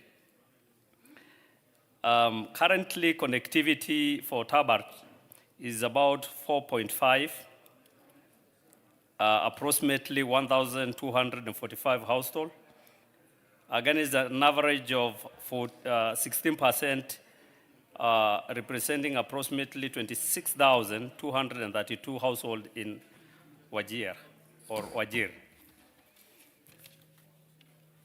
The ministry, through REREC and Kenya Power, has implemented a program of 17,673,422 in 10 schemes that are targets about 875 households. These programs are all in Tarbash constituency. Madam Speaker, the second question details the funds allocated and dispatched by the ministry toward last mile programs in Tarbash constituency over the last 3 financial years, including how such funds have been utilized, the project implemented, their level of completion, and the reason why stalled or rejected programs. That question the ministry has answered as follows. In the last 3 financial years, that financial year 2023-2024, 2025-2025, and 2025-2026, REREC has allocated and approved 192,533,443 million towards electrification of projects in Tarbash constituency. But this connectivity is about 754 customers through the initiative. And the ministry has got all the programs under GOK and COSAP that are being implemented in the same constituency. Further, the ministry has allocated 392,086,668.24 under the Solar Access Program, CONSAP, And the table also is within the 5 mini-grids which are in Tarbach, Wajir County. Table 4 consists of 5 standalone solar PCV programs totaling to 6,306,779 million, and details that I'll give my colleague here. And the third question was details accounts of all programs currently undergoing and those plans for implementation under the program in the current financial year, indicating timelines, target beneficiaries, and financing earmarked for completion.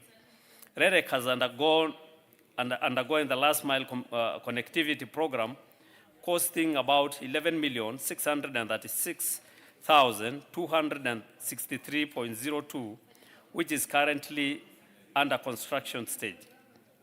In addition, the World Bank funded off-grid program concept under REREC is implementing Martian Ben for boreholes solarization at a cost of 1,347,541.3 under the financial year 2025-2026. REREC has also earmarked some towns like Gunana, Ugai, for implementation of the same program. The projects are currently in design and are expected to be completed on 30th June 2026. Madam Speaker, project funded, Tarbach project funded on ongoing GOK concept programs. There is a table also that has outlined the same. For those under design to be funded on 2025-2026, approximately 44 million are also under table 6 and are elaborated as I have actually discussed with my colleague. Table 7, project design awaiting finance of 284,541,130.04 are also awaiting funds but designed. And finally, Madam Speaker, the last question by the Honorable is the ministry long-term strategy. What is the ministry long strategy? Corporate measures to address the permanent resolve of persistent issues of low electricity penetration and poor connectivity in Tarbach constituency and a wider northern Kenya region. The ministry recognized that Tarbach and the greater north region of Kenya has lower electricity connectivity relatively to other regions in the country. This partly contributes to the grid being too far away and the high cost of the grid extension as demonstrated by the Kenya National Electrification Strategy of 2025. In order to address this disparity, the ministry has adopted the following strategies.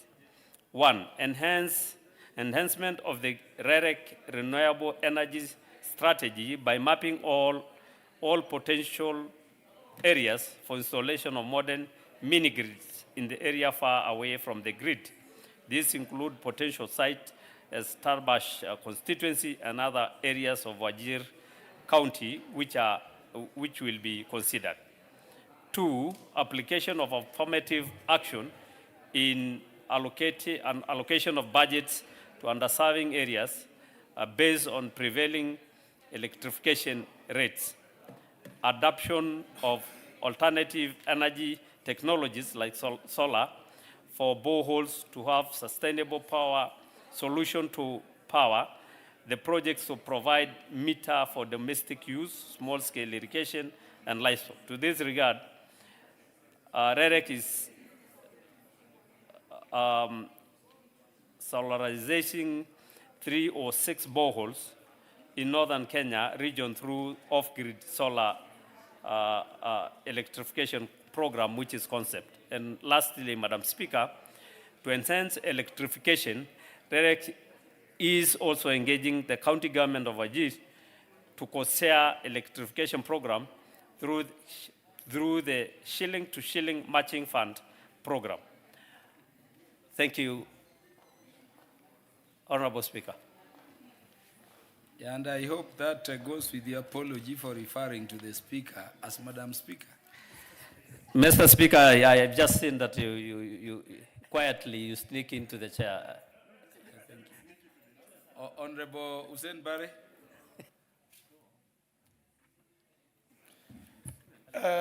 Thank you, Mr. Speaker. I wish to appreciate the attempt made by the chair. However sad and unsatisfactory it is. Chair, it's sad because the chair just reads what is given to him from the ministry. But I want to draw your attention to the coverage percentage as read in the response. Tarbaj constituency's electricity coverage is 4.5%. You can imagine when a whole constituency, which is 9,600 square kilometers, has only 4.5%, 4.5% coverage, you can imagine how neglected it is. It is not only in this, but also in other aspects of development. Except for Kutulo maximization and Tarbaj TTC electrification, most of the other things which were read there were just convoluted information just to confuse the chair. So this is not satisfactory. I'm not happy about it. And I seek further clarification on this matter or further follow-up from the chair working with him. Equally, as you've seen, the Speaker, with no agriculture, farming there, and with no proper roads, and with no electricity, you can imagine how the people of Tarbaj constituency are suffering economically. They cannot do any industrial work, they cannot do any other work. Tarbaj gets electricity from two sources. One, a station in Kotulo, and a station in Wajir town. Currently, Wajir town is in partial darkness. Some certain area gets power, others are in darkness. So the whole town is in problem. Some of us feel ashamed when we go back during the campaigns, what we will tell people, because we've been promising them heaven, and Wajir town, the headquarters of Wajir, is in darkness. Also, the station in Kotulo is running on a very old genset, which is breaking every now and then, defeating the purpose for which electricity was sought in the first place. I am making, therefore, an appeal with the chair listening, that the surveyed areas that are waiting funding to be given priority, because Tarbaj constituency has not been served well, because I sought for the past 3 years and each year's allocation, this has not been clearly provided, just to confuse. So Tarbaj constituency was not served well, and I want the proper attention given to the areas which are surveyed and funding is expected. A special money must be put so that the percentage of coverage in Tarbaj constituency goes up. Thank you very much.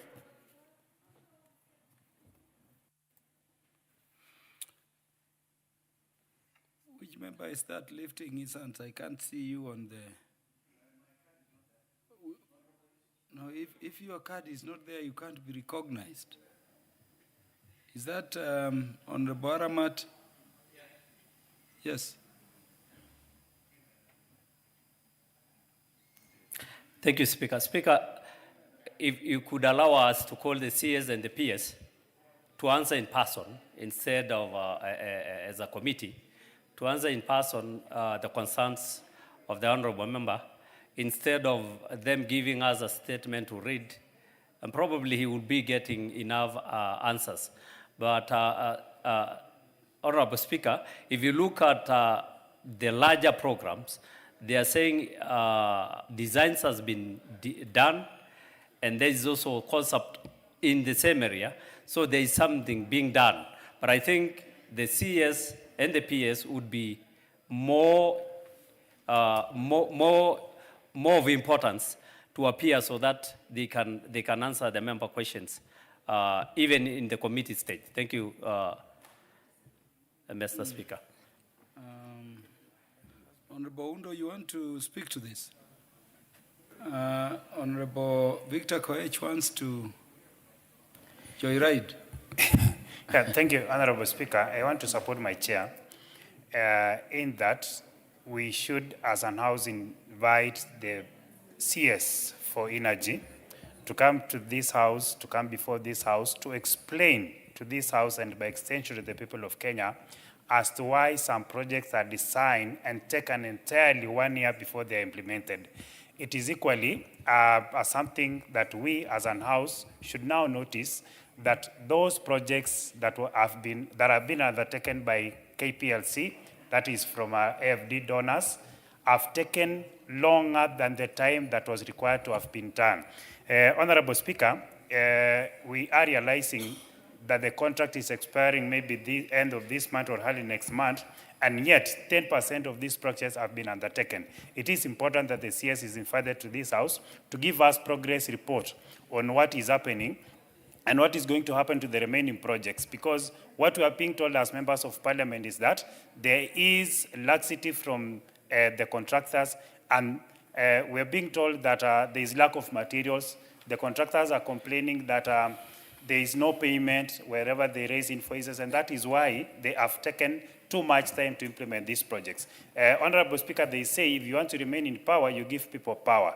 And if we don't give these people power now, we as a government and we, even the members of parliament, are going to suffer going ahead. Honorable Speaker, it is also important for these members sitting in this House today to realize that the only entity that is giving us meaningful projects and meaningful development is REREC. And if we want more projects, let us sit as an House and give more budget to REREC, because that is the only entity that has shown that whenever we give them budget, they implement as per the appropriation that we give as an House. It is important that we sit and be serious and be very deliberate on the budget that we give to REREC. Honorable Speaker, I want to support my Vice Chair in requesting that we invite the CS to explain to us on why some projects are designed and takes much more time than it is required. Thank you, Honorable Speaker. Yeah, Honorable Hussein Bare, who is representing the chair, Honorable Aramat. This issue is cross-cutting. I can tell you even the constituency from which I come is very low in terms of electric power penetration, but not, of course, as low as this one for Tarbaj. I mean, 4 point something, when some parts of the country already have 198%, it's not fair. It's not fair. So I wanted to direct, and I direct, that this matter be addressed before the committee in better detail, beyond the statement. So call the CS to the committee, let Honorable Hussein Bare and all members affected, including the Speaker, appear before the committee with the CS and his PS for energy seated there, so that we can deal with this last mile connectivity and how we can, jointly together better electric power penetration across the country. Honorable Hussein Bare, would that be sufficient directive? It's okay, Speaker. Thank you. Yeah. But I will allow my colleague, if you may allow my colleague Boliro to say something. You have no power to allow anybody to say anything on the floor. Honorable Aramat, going by the directions I've given, when do you want to call the CS before the committee to address this matter?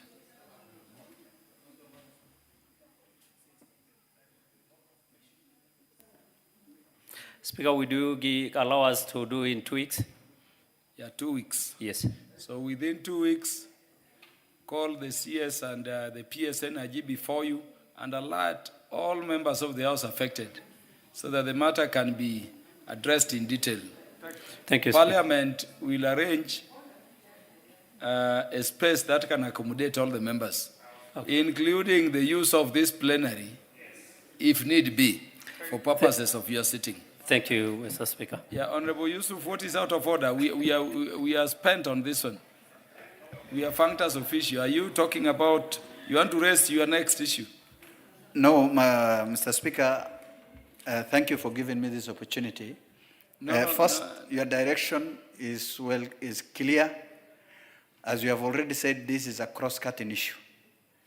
Mr. Speaker, the issue of electricity in northern Kenya, specifically Wajir County, is something that we need to solve immediately. It can't even wait for 2 weeks. As we speak today, now here, Wajir, forget about Tarbaj, Wajir West, or Elas, or the outcast. Wajir town itself, today they are suffering blackout. The electricity is being rationed. The problem we have is the ministry promised so many times. Even there was a presidential directive in regards to provide new generators for short gap measures. However, Mr. Speaker, what happened, we don't know. The president gives direction, the ministries undertook to provide short-term gap for the people of Wajir. Nothing has happened. They have promised 12 megawatts solar power, which has not yet started. The issue of electricity in Wajir is very critical, Mr. Speaker. Number two, Mr. Speaker, this issue of COSAP, the mini-grids, there are 13 mini-grids that were done before in the entire country, different parts. But just after 5 years, less than 5 years, all the 13 mini-grids are not functioning today because of lack of maintenance, because of no batteries, because of, I don't know, so many excuses.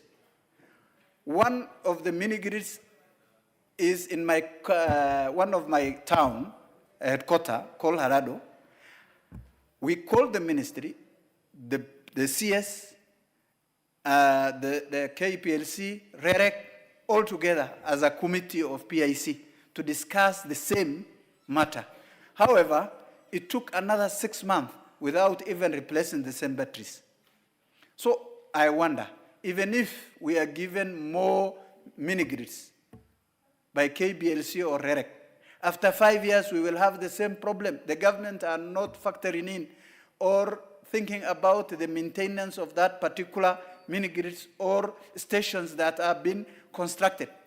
How are we sure that the mini-grids that will be built or constructed by the COSAP will function forever without any problem? And whose responsibility will it be? Will it be REREC? Because there is confusion of who is to handle these programs. Some are handled by KBLC, the maintenance part is handled by KBLC, the construction part is handled by REREC, so it should be very clear.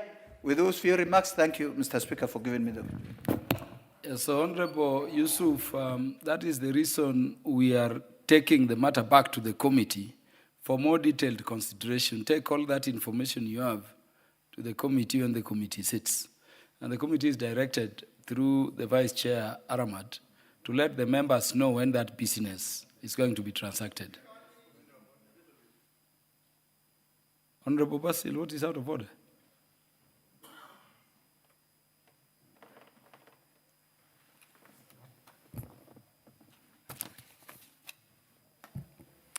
Thank you, Speaker. I want to, actually I'm raising the same concerns like just my colleagues. If you look at some of our areas, for example, Yata constituency, the connectivity to electricity is below 10%. And we are talking from 1963, Mr. Speaker. So it tells you we need to do business differently. Otherwise, we are going to deny people light all that time, Mr. Speaker. And you know, when you connect a new customer to the electric grid, Mr. Speaker, that is adding more revenue to government. So, Mr. Speaker, the chairman should actually call the CS to come and give us very clear message as to what steps they are going to take. Which one are you on? To ensure most of the areas that have been marginalized, like my constituency and others, are prioritized in the forthcoming connectivity, Mr. Speaker. And they need to use data, Mr. Speaker, to distribute power accordingly. Because lack of empirical data, Mr. Speaker, is actually ensuring we have skewness when it comes to power connectivity, Mr. Speaker. And that is why, when I had this matter being brought to the House, I said I need to come and add my voice also to represent other areas that have been ignored or marginalized since 1963, when we attained internal self-rule, Mr. Speaker. So thank you so much, Mr. Speaker. Honorable Basil and honorable members take all those concerns, including the concern the Speaker has for the constituency from which he comes, to the committee when we sit on the matter. Question number 3, the request for statement by Honorable Farah Yusuf is the Chair, Justice and Legal Affairs Committee in the House, or the Honorable Sir. Yes. Tonga. Thank you very much, Honorable Speaker. Allow me to start by tabling the response. The response to the statement by the Honorable Farah Yusuf, MP, Wajir West constituency, regarding compensation of victims of the Wagala massacre. Pursuant to the provisions of Standing Order 44.2c, the Honorable Farah Yusuf, MP, requested for a statement from the chairperson of the Departmental Committee on Justice and Legal Affairs regarding the compensation of victims of the Wagala massacre on the 9th of October 2025. The committee wrote to the Honorable Attorney General via a letter dated 15th October 2025, inviting them to submit their response on the matter raised in the statement. In response thereto, which was forwarded to the committee by the Solicitor General on the 12th of November 2025, of which I now beg to submit to the court. Sorry, I beg to submit to the House. I'm sorry about the court bit, purely because of my background. For members who do not know, Honorable Gitonga Mugara is one of the best barristers Kenya has ever produced. Thank you very much, Honorable Speaker.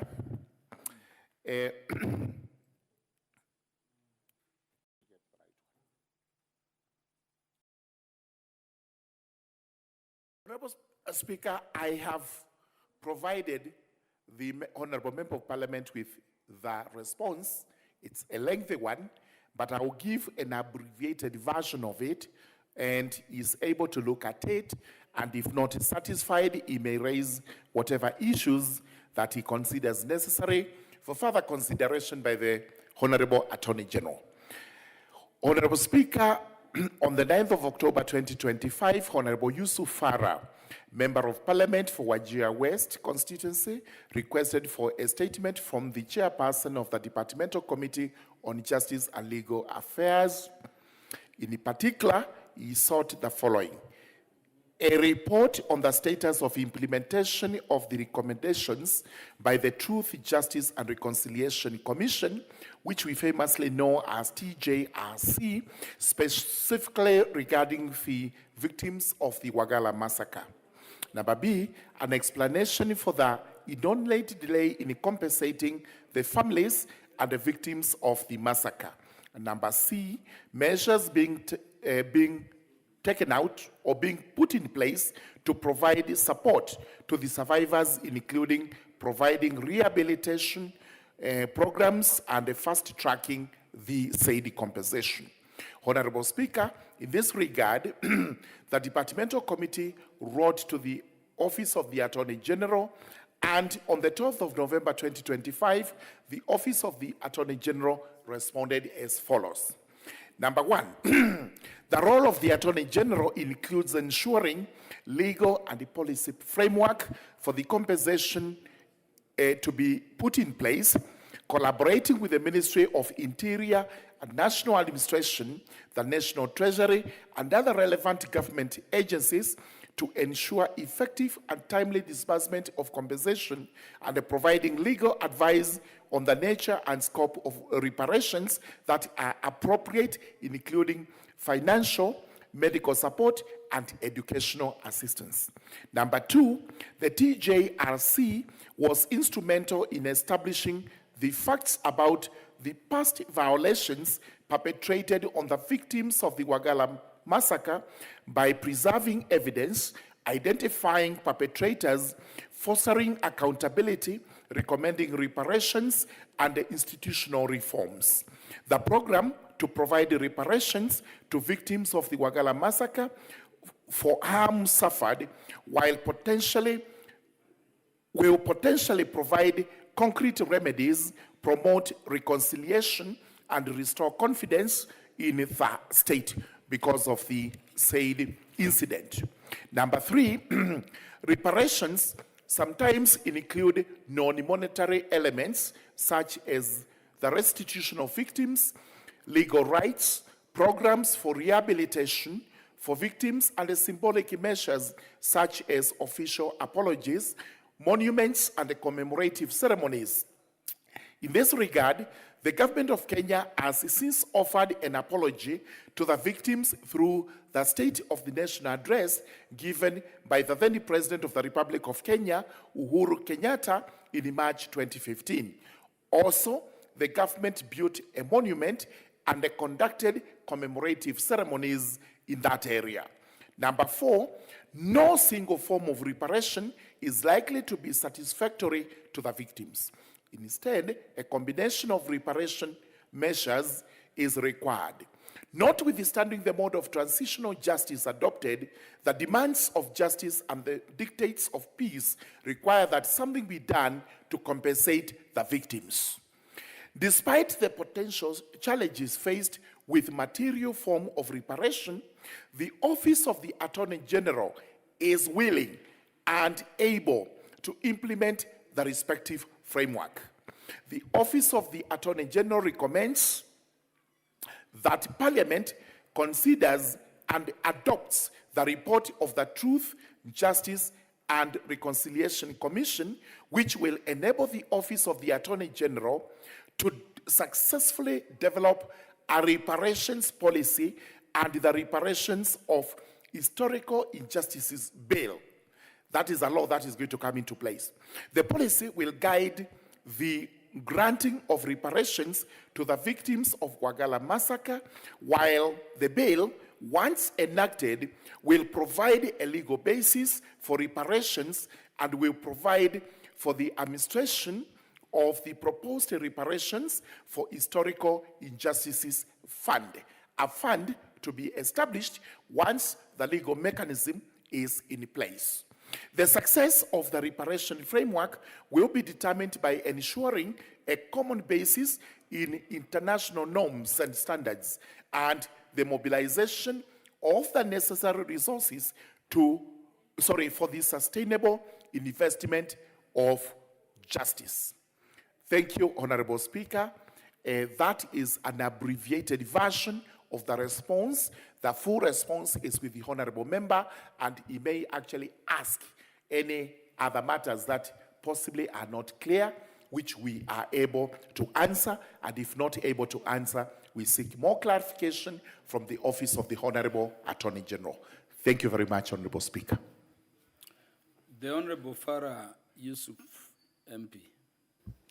Thank you, Mr. Speaker. I just listened to my colleague, the chairman of Justice and Legal Affairs Committee's response regarding my statement.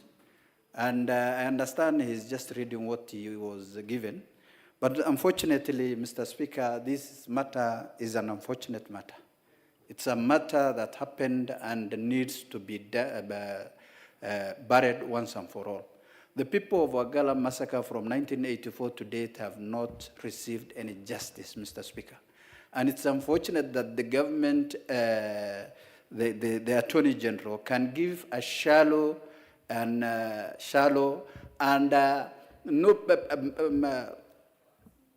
insensitive statement regarding this kind of matter. Mr. Speaker, it's as if that the Attorney General is trying to divert the whole issue. I have asked for specific questions regarding this issue, Mr. Speaker. Mr. Speaker, the Attorney General is throwing the towel back to the Parliament to adopt a new policy, a policy that he doesn't want to come up with, because this Parliament cannot just come up with policy unless it is anchored in the Constitution. Mr. Speaker, this matter needs to be concluded once and for all. Just recently, the President has given a directive and constituted a committee to compensate people who died during the protest. These are people who also died in the hands of Kenyan government. The military at that particular time. The TGRC report has done its bit. It is only that it was not adopted. Some part has been implemented where the former president has given an apology, which is okay. But the rest, why can't we not add and include the victims of Wagala massacre in the list of those who are currently being compensated instead of limiting to 2017? Why don't we expand the horizon from 1984 to date to compensate? Because those are Kenyans. The ones that have been now compensated are Kenyans. I don't see the reason as to why Wagala massacre people are taken round, no compensation, nothing, and even the Attorney General is, I don't know, is given a blanket explanation which is not satisfactory to the people of Kenya and specifically to the people of Wajir West. I demand a better response, Mr. Speaker, from the Attorney General. Thank you. Thank you. Thank you very much, Honorable Speaker. Before you butt in, Chair, is there any joyrider on this particular one? Yeah, because Honorable Yusuf, I've heard the Chair to say that it would be better the House adopts the Truth, Justice and Reconciliation Commission's report. And with that adoption of the report, the House will determine with its budgeting authority what is required to so do and create the structures for even identifying, the victims, so that we don't have the situation like happened in 2007, 2008, where some claimants were compensated multiple times. Others have not been compensated at all. I don't know whether you're aware that the Nyanza component, the western component of the 2007-2008 post-election violence has not been compensated, except, the Gusii portion, which was compensated a bit before the fresh elections of 2017. So he's saying without such a structure in terms of adoption and system being created and budgetary indications being put in, it may be difficult, and he's inviting the House of the representatives of the people to take those steps. I don't know what you think about that, but Honorable Undo, you wanted to joyride. Thank you, Honorable Speaker. Let me also join my colleague in empathizing with the victims of Wagala massacre. I also remember in 2016, doing some work, I traveled from Moyale all the way to Wajir by road. And along the line, one of the guides showed us the famous Wagala airstrip where the massacre occurred. And indeed, there was some kind of a monument, a white thing. So that's actually on my Facebook page. My phone is off. I would have showed him to indicate I have been there. Honorable Speaker, this country has suffered a lot of historical injustice, has suffered a lot of inhuman treatment and breach of human rights. We must find a way. We currently, Honorable Speaker, we have a government that believes in God, a government headed by a Messiah that was supposedly sent by God, We would have hoped by now, Honorable Speaker. Honorable Undo, that statement is sacrilegious. Sir. Let me withdraw that particular statement. Yes.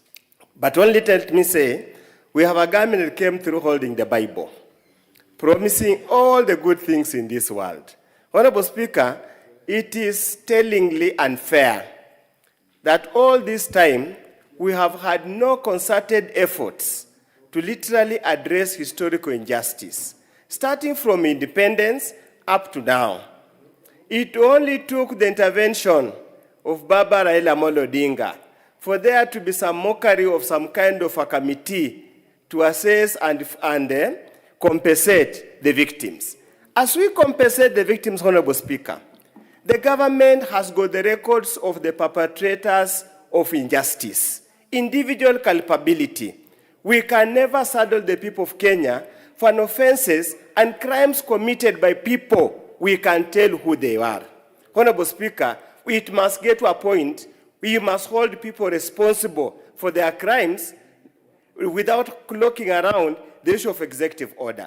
Honorable Speaker, when we laid Baba to rest, there is a photo that has been circulating of the policeman who aimed his bullet and gun on the car of Baba Raila Amolo Odinga in Kware area. You cannot tell me that the government ought to have compensated the damage to the car, yet the perpetrator is known very well, captured everywhere. Honorable Speaker, we must stop punishing the taxpayer to pay for offenses for people we can identify. When Baba came from the US, while Baba you were away, the people who stoned him on Ojogo Road. Honorable Undo, you know, is to ask supplementary questions or to seek clarification. Now you are debating. And you are debating in a manner that is exposing a lot of issues, which will bring, more questions and blur the issues further. This is my further question. Now you are calling that team a mockery of a team. Let me rephrase my question. Yes, you know it is a very important team, and it has only been stopped by the courts. I thought you would be reminding the courts to let that team work. Thank you, Honorable Speaker. Let me rephrase my point of concern, further clarification, which might not have an answer now, but when they sit in jail, they can apply their mind on this matter. That, Honorable Speaker, what can we do as a country? One, to identify individual culpabilities. Secondly, to ensure those who are responsible for any abuse of human rights of any Kenyan, they are held personally liable instead of saddling the national treasury and the people of Kenya to pay for heinous crimes committed by individuals. Thank you, Honorable Speaker. Thank you, Honorable Undo. The MP for Tharaka-Nithi County.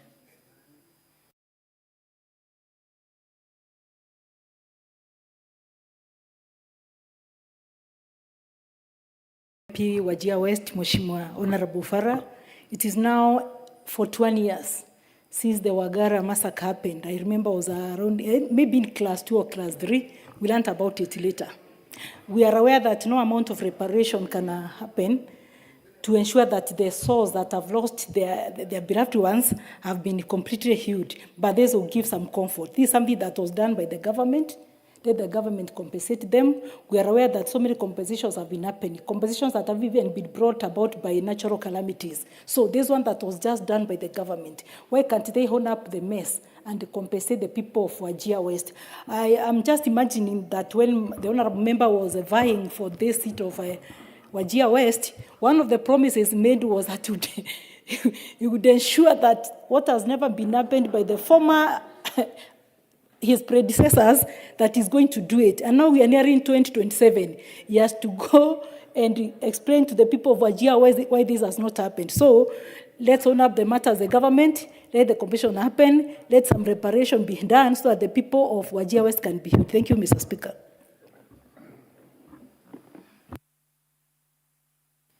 Yeah, I chair Departmental Committee on Justice and Legal Affairs. Thank you.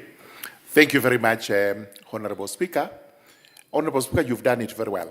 In fact, it summarizes exactly what the Attorney General has said, that unless we do have a scheme of compensation anchored in law, we would have difficulties in compensating victims of such incidents.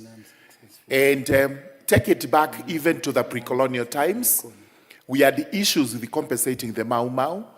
We had to go all the way to the UK, and even there wasn't any law to be used, but the UK government was magnanimous enough to give some form of reparation, which actually ended up not reaching to the Mau Mau.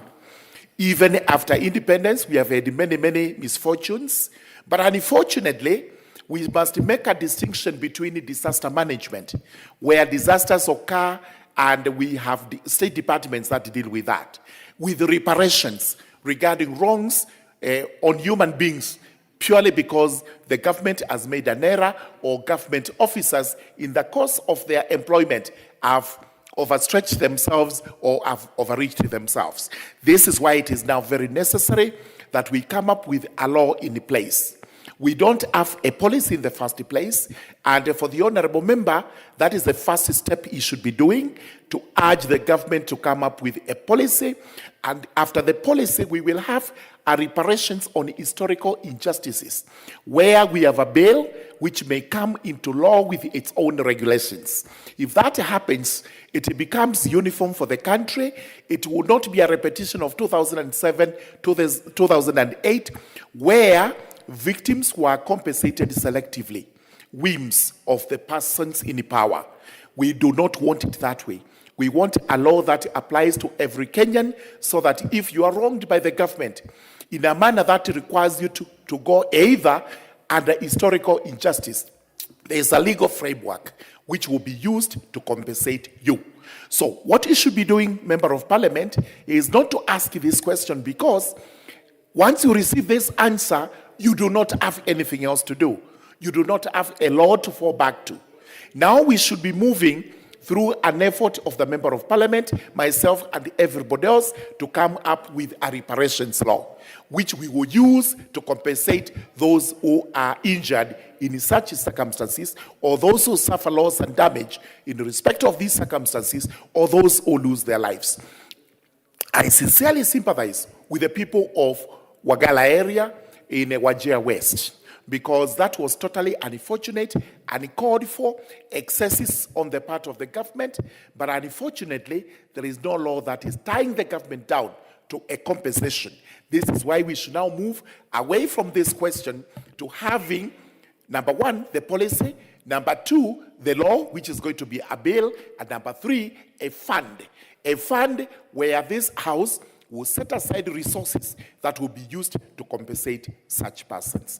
Even if we tell the AG to give us any other response, it will not be any different from what has been provided today.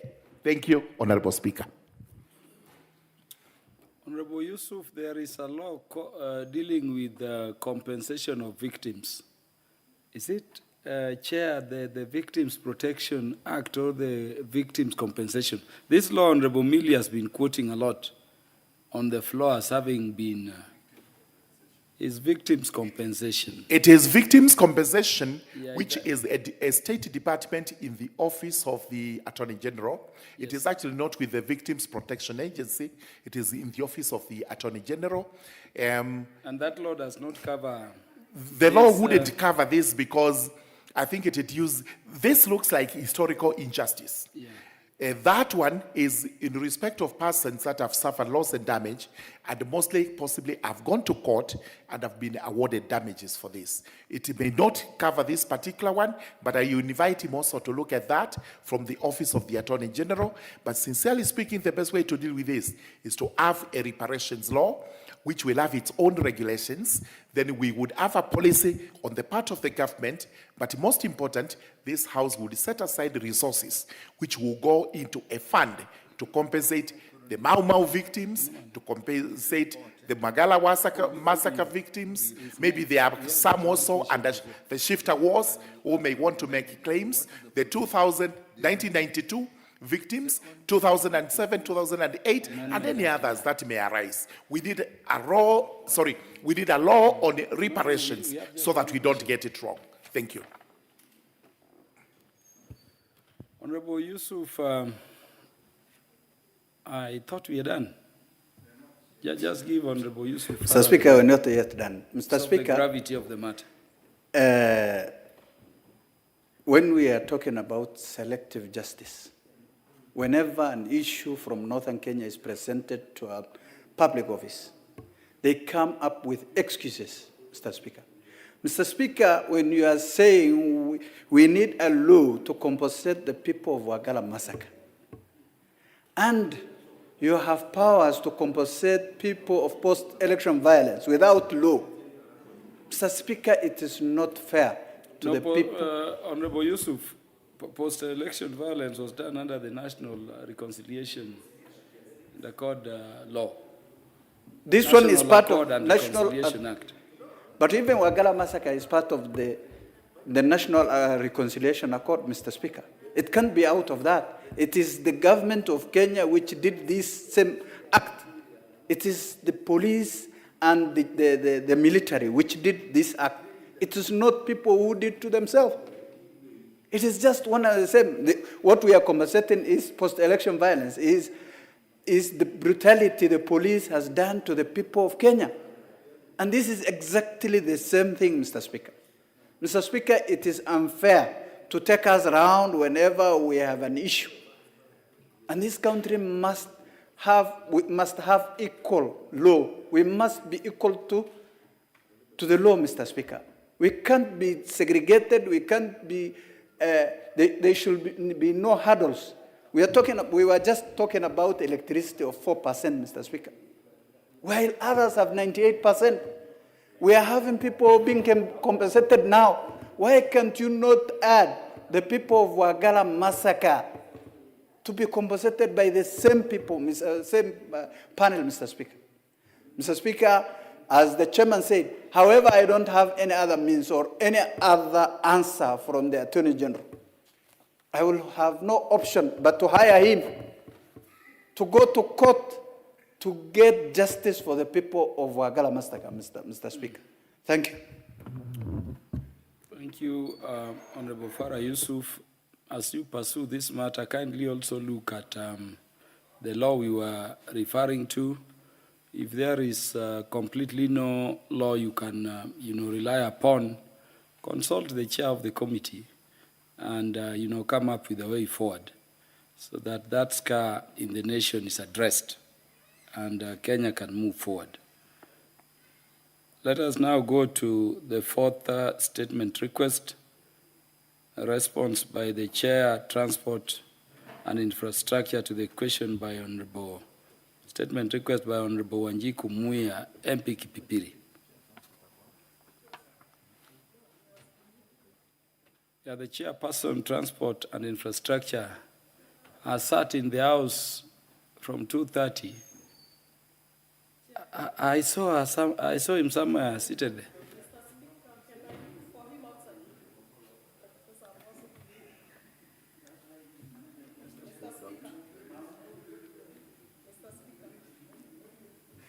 You know the consequence of his absence.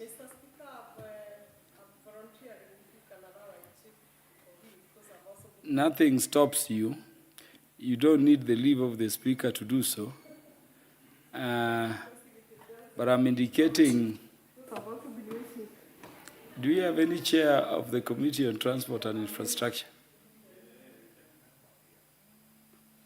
Do you have the vice chair or any member? This one I'm being lenient on because, number one, it is the last. Number two, the chair has been very patient in the House to address the request for statement.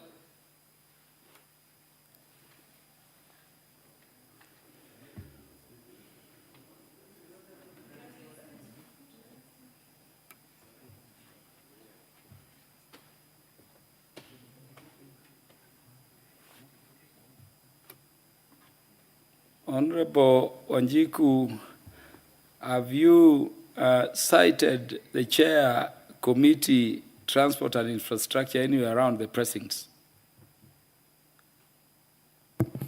Thank you, Honorable Speaker.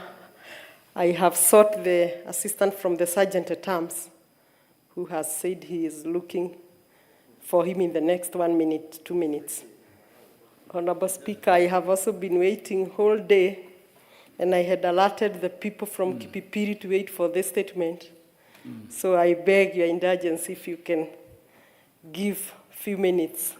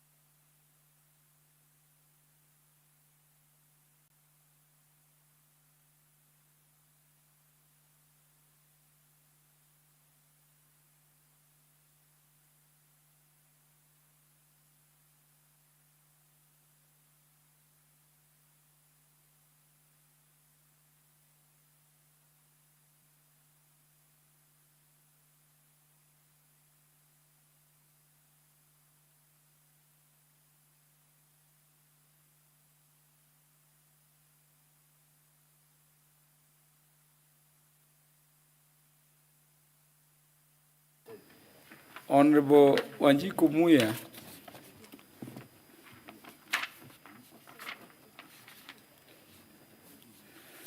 The Honorable Wanjiku Muya.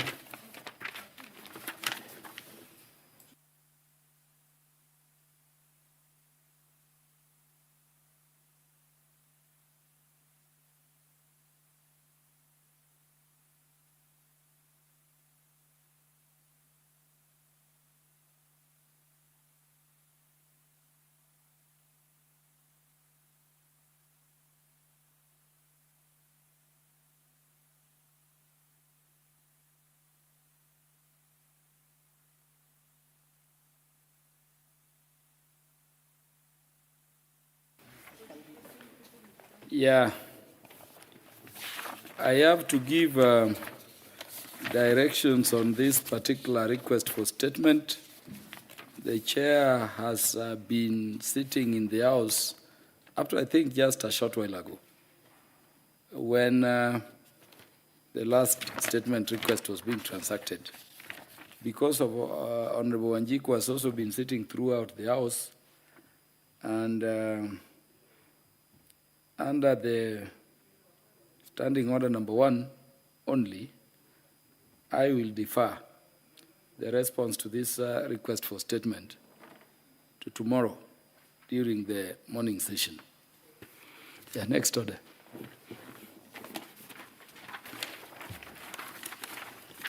Order number 12, motion, consideration of a comprehensive economic partnership agreement between the Republic of Kenya and the United Arab Emirates. The Chairperson, Departmental Committee on Trade, Industry and Cooperatives to move.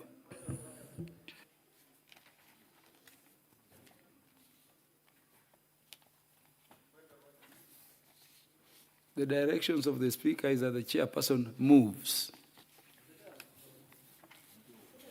Honorable Speaker, pursuant to the provisions of the Standing Order 48, I beg to move that the motion in an amended form as follows, that this House adopts the report of the Departmental Committee on Trade, Industry and Cooperatives on its consideration of the Comprehensive Economic Partnership Agreement between the Republic of Kenya and the United Arab Emirates, laid on the table of the House on Thursday, 13th November 2025, and pursuant to the provisions of Section 8.4 of the Treaty Making and Ratification Act, Cap 4D, approves the ratification of the Comprehensive Economic Partnership Agreement between the Republic of Kenya and the United Arab Emirates, subject to reservations to Article 13.3.3 under the protection of undisclosed test and other data for pharmaceutical products.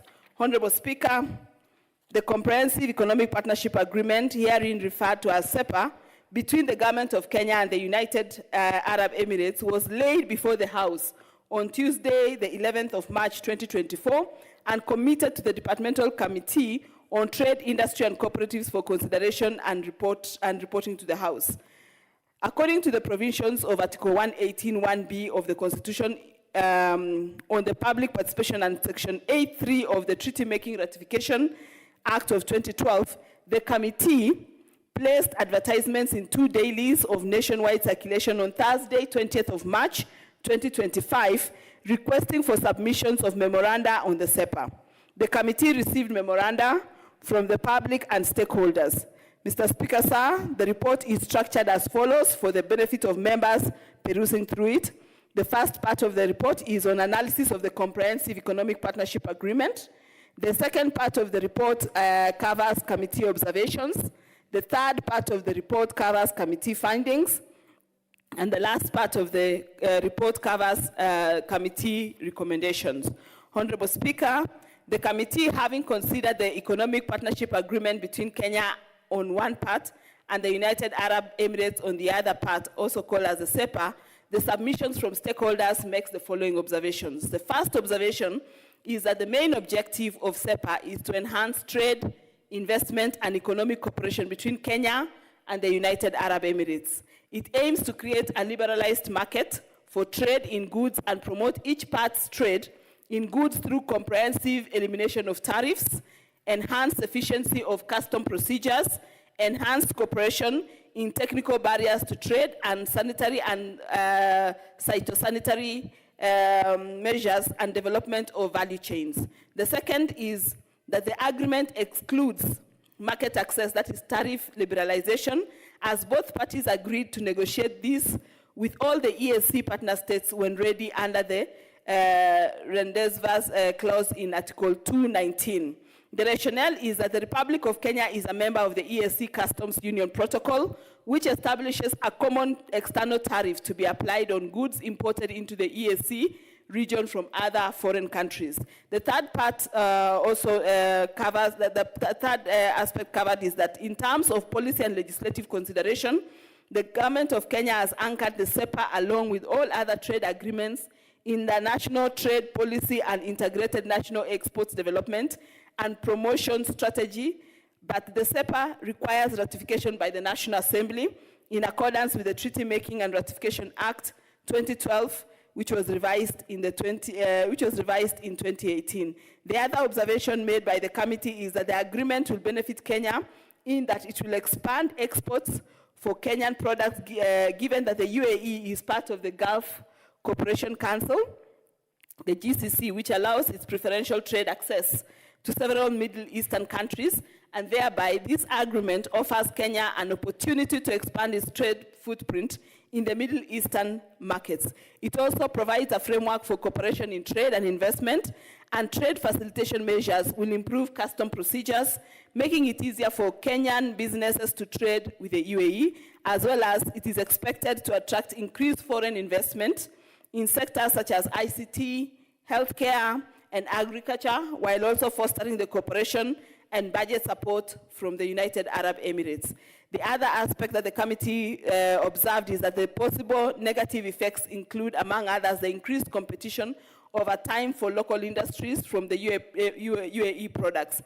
The SEPA and agreement also undermines access to affordable medicines in Kenya. The intellectual property chapter of the agreement contains TRIPS provisions, which go substantially beyond the TRIPS, that is the trade-related aspects of intellectual property obligations. For instance, the linkages between the linkage provisions and market exclusivity for the 5-year from the latest possible date for both the information and the fact of market approval. This means that even if there is no patent on medicine, generic versions still cannot be approved by the Pharmacy and Poisons Board as safe and effective and reach Kenyan patients for 5 years. This therefore undermines the constitutional aspirations of achieving progressive realization of the right to health care, as the provisions hamper the ability to access generic medicines, especially at a time when there is need to provide timely access to affordable medicine to Kenyans. Developing countries often oppose TRIPS rules because they can potentially increase the cost of medicines, limiting access to knowledge and technology, and thereby hurt innovation and small producers. And this specifically goes for diseases like cancers that have medicines that are very expensive. So generic products come in handy to help these patients who suffer from those medications, and that with this kind of exclusivity then could hinder such kind of generics from coming.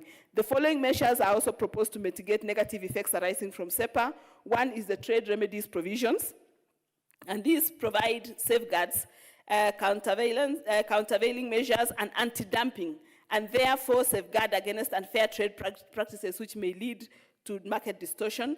The other clause that is covered in this agreement is an amendment clause which provides flexibility to the parties to seek for amendments on any provision if and when the need arises. There is also a mandatory 5-year review clause that has been put in the agreement that provides for a comprehensive mandatory review of the entire agreement every 5 years. So even if any other issue comes up, there is a mandatory clause that will allow flexibility for this agreement to be reviewed every 5 years.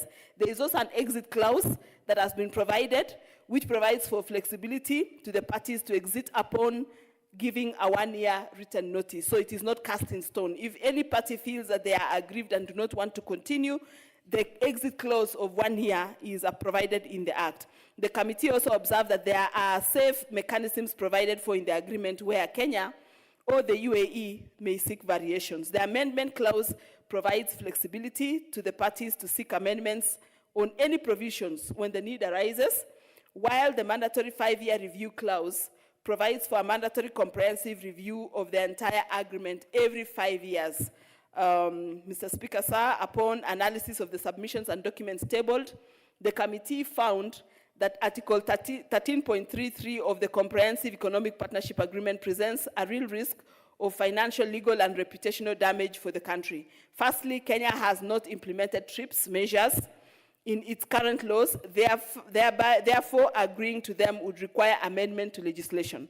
Secondly, even though Article 13.6 refers to the Doha Declaration on Public Health, it does not override these protections or offer clear and tangible interventions for Kenya to ignore them during a health emergency.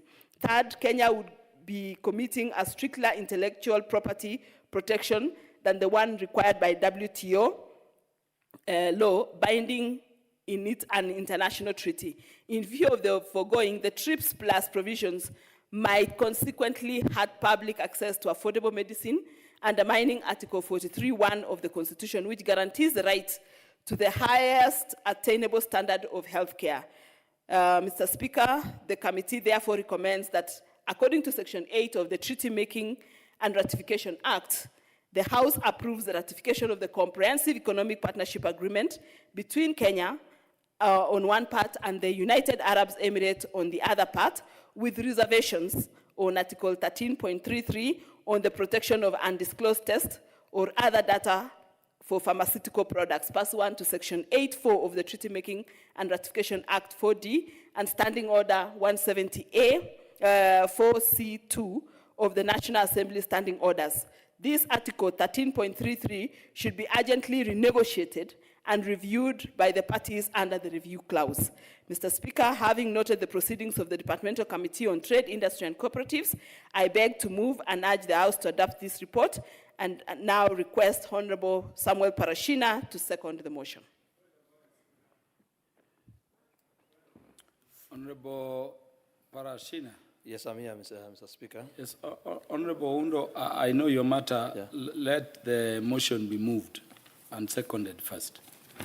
Honorable Speaker, I rise to second the motion on consideration of the Comprehensive Economic Partnership Agreement between the Republic of Kenya and the United Arab Emirates. Honorable Speaker, this agreement is a strategic step forward for our country. It is totally aligned with our national development agenda. It gives an opportunity to new markets and also an opportunity for our country to sustain the regional hub, as we always do.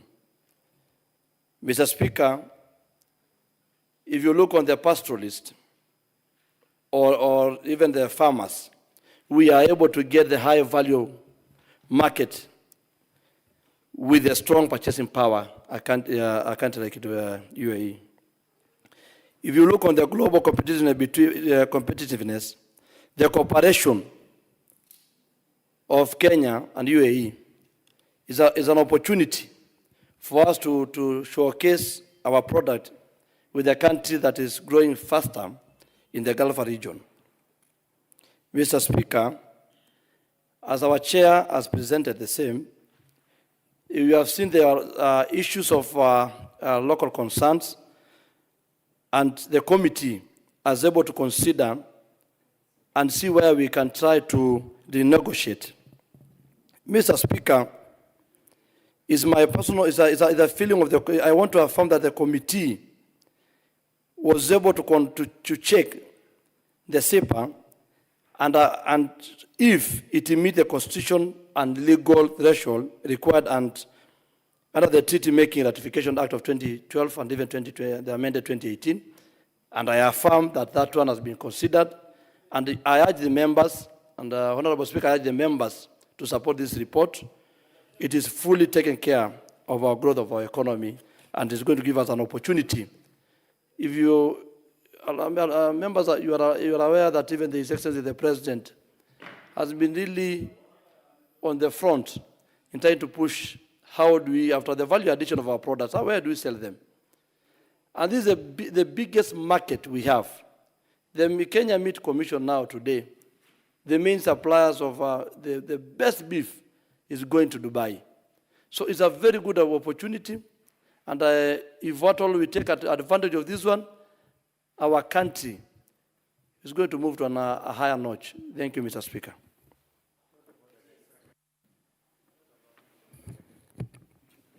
Mr. Speaker, I beg to second. Thank you. Yeah, thank you. Let me propose the question, honorable members. Then you can go to debate, including points of order. Because the motion is not yet before you, before I propose it. Honorable members, I now propose the question. This House adopts the report of the Departmental Committee on Trade, Industry and Cooperatives on its consideration of the Comprehensive Economic Partnership Agreement between the Republic of Kenya and the United Arab Emirates, laid on the table of the House on Thursday, 13th November 2025, and pursuant to the provisions of Section 8, subsection 4 of the Treaty Making and Ratification Act, Cap 4D, approves the ratification of the Comprehensive Economic Partnership Agreement between the Republic of Kenya and the United Arab Emirates, subject to reservations of Article 1333, protection of undisclosed test or other data for pharmaceutical products.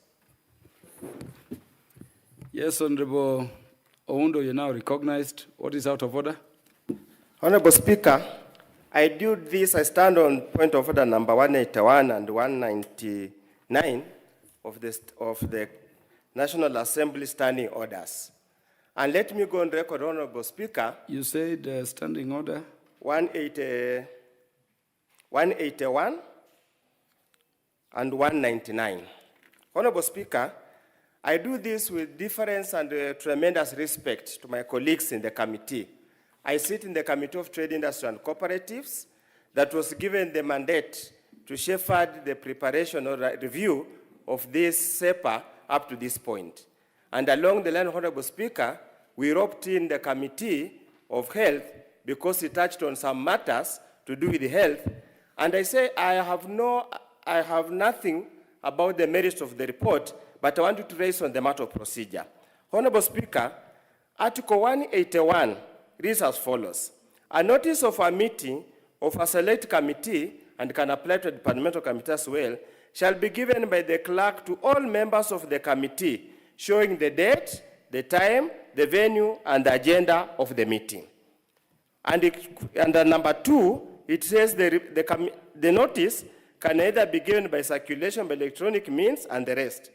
Honorable Speaker, I want to bring to your attention, and I want to bring to the attention of the entire Parliament, National Assembly, and the Republic of Kenya, that the notice for the meeting was issued on 8th November 2025 at 10:25 hours, convening the meeting, which was supposed to be a joint meeting involving the Committee of Trade, Industry and Cooperative, as well as the Committee of Health, in which meeting it was proposed to have the Cabinet Secretary for Health, Honorable Adan Duale, to attend, plus the Cabinet Secretary for Investments, Trade, Industry to attend. Honorable Speaker, after deliberation by the members of the committee, the meeting was subsequently cancelled. The meeting was subsequently cancelled on Wednesday of the same week, which I believe must have been on 12th, at 18:43 hours, because we raised concerns, we didn't have the technical report and the rest. Honorable Speaker, thereafter, there was never any notice given to hold the meeting. None at all. And if I'm wrong, I want to challenge the office of the Clerk of the National Assembly to produce the same anywhere in this House at the moment or any other time. Honorable Speaker, I am a founder member of the committee. Honorable Speaker, I'm a Kenyan who believes in the rule of law. Honorable Speaker, I'm a member of the National Assembly, and what guides the National Assembly is the standing orders. We can't be a law-making organ, and we're the same people who breach the law, who flout the procedures that we have set here. Honorable Speaker, when you go to Standing Order 199, reports of the select committees and the departmental committees as must be read, and on 199.4, it reads, a select committee shall adopt its report in a meeting attended by majority of its members. Honorable Speaker, the committee that is on the floor here has got an adoption list. The committee that's on the floor here was never adopted. And I want to challenge again the Clerk of the National Assembly to produce the Hansard of the meeting that adopted and approved the SEPA report. Honorable Speaker, this is unfair. It is unprocedural. It's unheralded. It's unprecedented. That a House with a standing order, the law is very clear, Article 95, and all the procedures are provided for in the Constitution. We proceed, even the Treaty Making Act, we proceed to flout, to breach our own standing order and the law, and we shamelessly, without any remorse, present the report here as if nothing has happened. Are we a bandit state? Or are we a banana state? Are we a banana country? Why can't we just follow the law? Why can't we just follow the procedure? Honorable Speaker, I refuse to be to be a part and parcel of a team that breaches the law. I refuse. I refuse to quiesce to breach of the law, flouting of the Constitution of Kenya, which everybody fought for, which Baba Raila Amolo Odinga fought for rigorously to get where we are. We must be a house, we must be a committee, that Honorable Speaker, that must follow our standing order. To the very least, whatever hurry it is, there's never any hurry that is more important than the law and the standing order. Honorable Speaker, I say this with a heavy heart. I say this extremely ashamed to stand here today and do this in the floor of the House and in the glare of public TV, public media, but I do this for the simple purpose of protecting the integrity of this House, protecting the law, protecting the Constitution that I swore to protect when I took an oath as a member of Parliament of the National Assembly. This cannot happen. We fought this country to bring sanity. We cannot allow this country to slide into chaos, into insanity. Honorable Speaker, and I want to go on record. We have held the office of the clerk as the custodian of the welfare of this House and the welfare of the country. For them to be cajoled to breach the law is actually to deem the highest esteem we hold the clerk of the National Assembly in this National Assembly and the entire world. Honorable Speaker, I invite you that regardless of whatever position we fall in, or regardless of whatever political formation we fall in, we have a moral duty to this country to protect the law. We cannot at any particular moment drop guard, because if we drop guard, Honorable Speaker, it might be me who is raising this problem. It must be between this SEPA, but the next time a law will be passed and presented outside there without passing through the National Assembly. I rest my case, Honorable Speaker. Yes, the Honorable Julius Sunkuli. Mr. Speaker, the issues raised by the Honorable Owner are very weighty.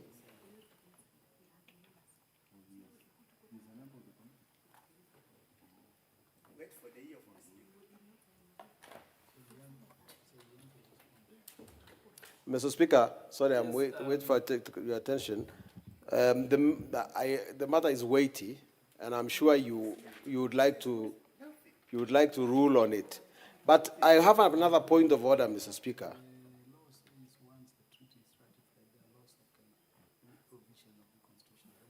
Yeah, I could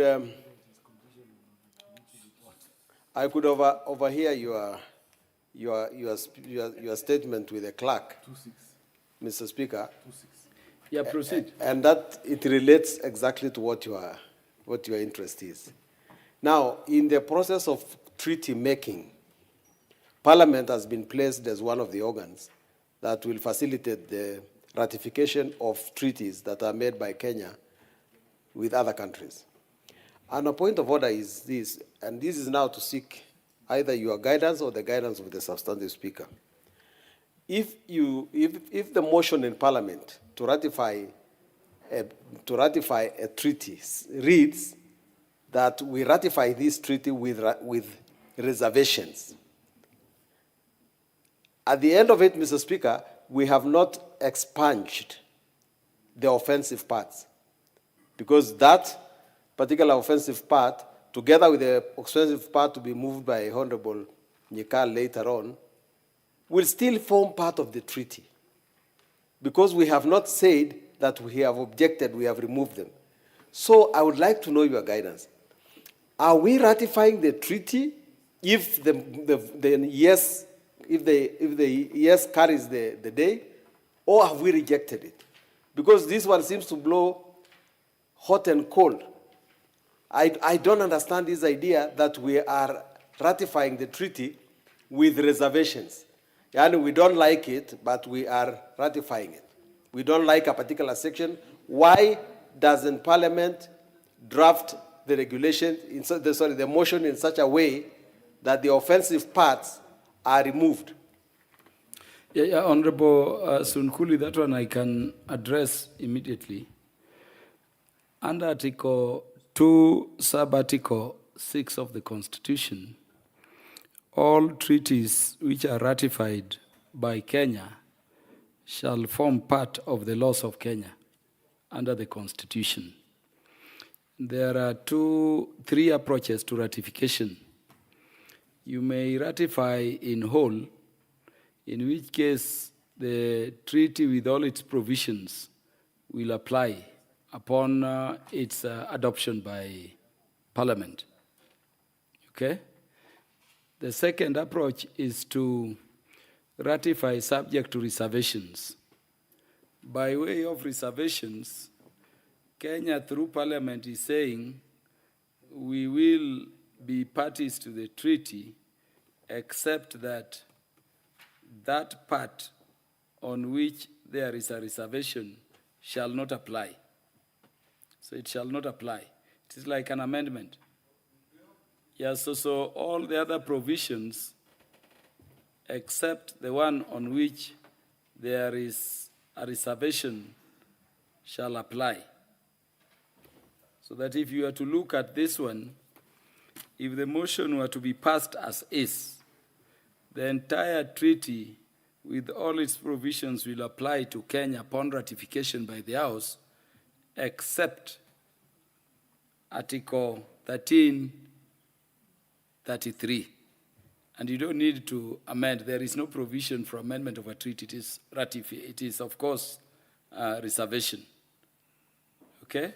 The third way is to reject the treaty as a whole, in which case the treaty, in terms of the arrangement it was establishing between the two states, to the extent that it would apply to Kenya, it would not. Okay? I wanted to hear a bit of, more comments on what Honorable Dr. Wilberforce Oundo raised, because it is substantive. And if Honorable Dr. Oundo, is right, and I can assure you I'll be giving directions on adjournment of the matter awaiting a substantive communication from the Speaker. Or we will be proceeding for the convenience of the House, pending substantive communication or ruling of the Speaker on the matter. The Chair of the committee, mover. Yes, I've given the mover the first bite to respond to the matters that Honorable Oundo has raised. Honorable Speaker, Oundo has raised pertinent issues about whether the committee met and actually endorsed the ratification of this agreement. And I want to confirm to the House that a meeting was held on the 13th of November, which was last week on Thursday, and that meeting was attended because on that day, members of ODM were not in Nairobi, they were in Mombasa, and it was attended by even members of the Health Sector Committee who had issues, and that is how we came up and agreed on the ratification of the whole agreement, save for that particular clause that affects pharmaceutical products, because the points that were raised and the issues that were raised by those members who were there, who represented the health sector, convinced the committee. And I want to assure you that the members who signed the adoption list and minutes are actually attached in the report that was laid before the House on the same Thursday afternoon. So we did the meeting in the morning and it was ratified, and the report was laid on Thursday afternoon. So I want to assure Honorable Oundo that the committee met. He may not have been available or not have been there, but we met as a committee and we had quorum as a committee, and the minutes and the adoption list are already attached in the report. So I want to confirm that. I don't know, Oundo today has been having issues with, he had issues with the government-owned enterprise bill. Now this one, I think maybe the Mombasa trip may not have gone well for him. The Honorable Parashina. Mr. Speaker, I just want to confirm whatever my vice chair, who is the chair now, have said.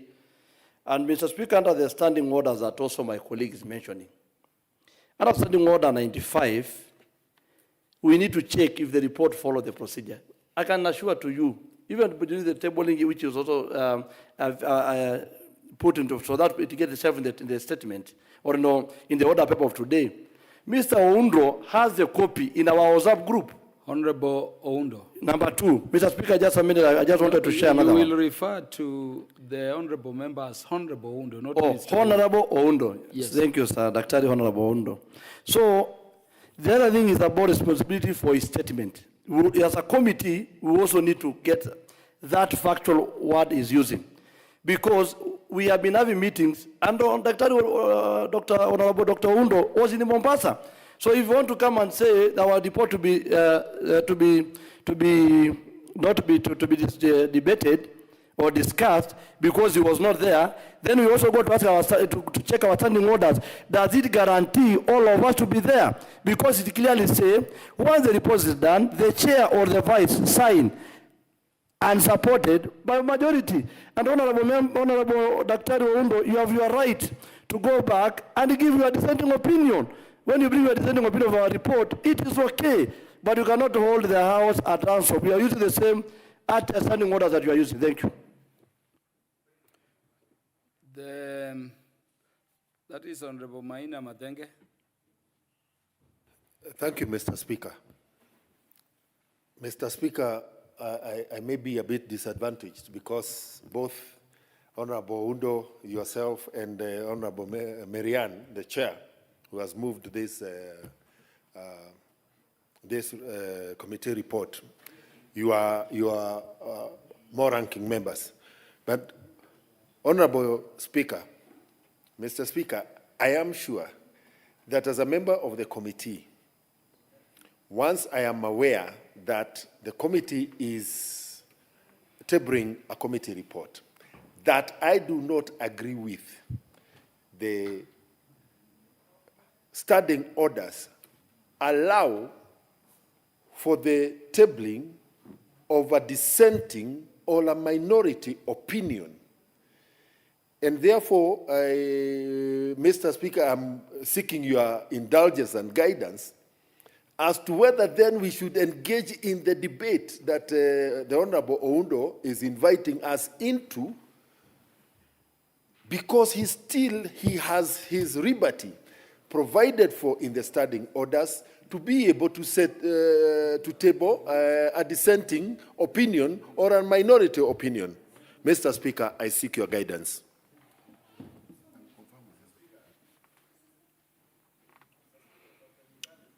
Yeah, the Honorable Oundo, it is being confirmed to me that there is an adoption list by a number constituting quorum to adopting the report of the committee.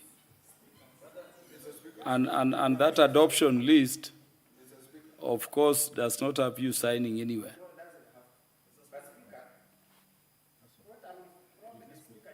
No, Honorable Oundo, I've not, I'm reporting to you. You must have noted, honorable members, that I sent the lead clerk out to confirm with parliamentary records. And it is confirmed to me that members of the committee constituting the requisite quorum for purposes of adoption signed to the report. And I'm confirming to you, Honorable Oundo, that you are not among them, possibly for the reasons being indicated. With that direction, I wanted to let me rule and direct that we proceed with the matter on substance.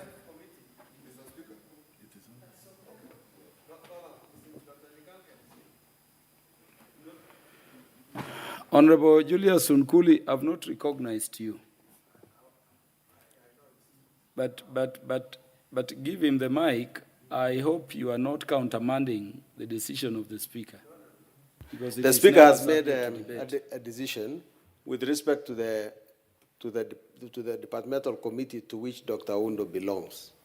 But if you heard clearly, Mr. Speaker, from the Honorable Marianne, the original meeting that was supposed to be held. Honorable Sunkuli, you are seeking review of a decision already made by the Speaker. It is not permitted. No, I'm not seeking. Honorable Murugara will tell you it is not permitted. All right, I'll sit down, Mr. Speaker, because the Health Committee did not attend the meeting. Yeah, please. That was adjourned. Please. Yeah. Please, So, you are contradicting the decision of the Speaker.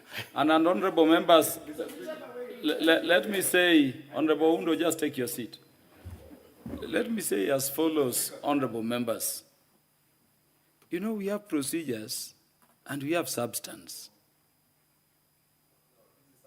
If you look at Article 159 of the Constitution, even in terms of court proceedings, the courts are told, always go to the substance. The nature of House proceedings, and I would request we proceed this way, particularly where I'm presiding. Even if you've not gotten your rightful liberty before the committee, I can tell you when I'm presiding here, as any other speaker, raise those issues. If you want more clauses of the treaty to be subjected to reservation, move as I hear Honorable Nyikali is moving. Let us not tie ourselves down when ultimately it is this House to ratify or not. Let me tell you, honorable members, because I want us to make progress. I'm only allowing this debate because today I imagine we sit, longer.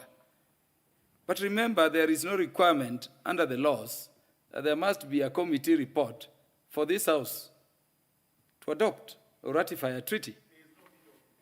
And so let me tell you, if we were to go to the substance, we may even do away with the parts talking about committee report and say that this agreement be ratified by the House. The House approves, full stop, and we go to the substance straight away. So can we, and I direct, let us proceed with the matter we are transacting on the merits. It having been directed and found that there is an adoption list. Honorable Passaris, you want to contribute on the substance? Yeah, give Honorable Esther Passaris. Honorable Speaker, now that it has been clearly established that the committee meeting was not rushed and that it met the required quorum, I would like to focus my contribution on this particular issue on the substance of the concerns raised. Honorable Speaker, my primary focus is on the close dealing with undisclosed pharmaceutical test drug data. This is not a small matter. Even when the process is sound, we must carefully examine any provision that could affect access to affordable medicines for ordinary Kenyans. Kenya relies heavily on generic drugs. And generics are what makes treatment for cancer, diabetes, hypertension, HIV, and many other conditions accessible. If any clause unintentionally delays competition in the pharmaceutical market or raises the cost of essential medication, then we have a responsibility as the House to interrogate it thoroughly. Honorable Speaker, I fully appreciate the opportunity this agreement presents for trade, investment, and growth. But as we open our markets and deepen our partnerships, we must also ensure that public health systems are not exposed to risks. For this reason, I urge that future engagements on clauses touching on health, especially pharmaceutical regulations, include structured consultation with the Ministry of Health, the Pharmacy and Poison Board, KEMSA, Kenya National KNH, and consumer protection stakeholders. This will give Parliament a clear, evidence-based understanding before ratification. Honorable Speaker, in conclusions, I support the broader vision of SEPA, but I also maintain that Kenyan lives and Kenyan health must always come first, and the balance is what we must protect.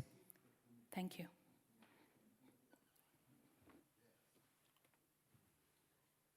The Honorable Andrew Kwome, you want to contribute to this? The Honorable Wanjiku Muya, you want to contribute to this? The Honorable Gitonga Murugara, not this. The Honorable Dr. James Nikal, MP for Seme. Mr. Speaker, I rise to make an amendment, but you'll oblige me that I must make a statement regarding the discussion that has gone on. As you indicated, Honorable Koitany said the purpose was to have a joint meeting. However, we made it clear that from our committee, members would not be able to attend because we were away, and I discussed this with the chair of the trade, and he said, if we can give the technical information... Honorable Dr. Nikal. Please, Mr. Speaker. Are you making contributions? I'm making a statement, then I'll come. Moving for your amendment? Yes, I'm coming to the amendment. Yeah, please avoid going back to matters the Speaker has ruled on, for good order. But I must say... Because that is countermanding the decision. I'm not countermanding the Speaker. Just make contributions. I even know you have an amendment. So contribute, debate the motion on the merits. You may even move amendments beyond the amendments you have sought. But let us not go back to the Speaker so that we... But I just want that authority. I want the record to make straight on behalf of our committee that actually what we discussed with the chair of the other committee is that if our members cannot attend because we were going away. If we can pass the technical information through our technical people, then they'll proceed. That is all I wanted to make. What then went on after that is not mine. Thank you, But Dr. I want Nyikal. to say that our members actually did not attend, but we provided the technical committee. But Thank you. members of the health committee did not attend. No, that is in order, Dr. Nyikal. Having said that, Mr. Speaker, I rise to make, actually make an amendment to the motion as moved and seconded. And I intend to move the following amendments on the report of the Departmental Committee on Trade, Industry and Cooperatives on its consideration of a comprehensive economic partnership agreement between the Republic of Kenya and the United Arab Emirates, and that the motion be amended by inserting the following words immediately after the phrase data from pharmaceutical products. And what we insert is, and Article 2.13, in bracket, tariff measures in relation to health products and health and technologies, and that the consequential amendments be affected in the report thereof. Mr. Speaker, why we seek to make this amendment, and I first of all must appreciate what the mover has done in looking at another part, 13.33,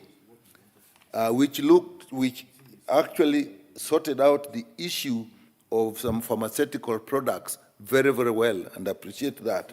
However, on this one, Article 2.13 is dealing with non-tariff measures.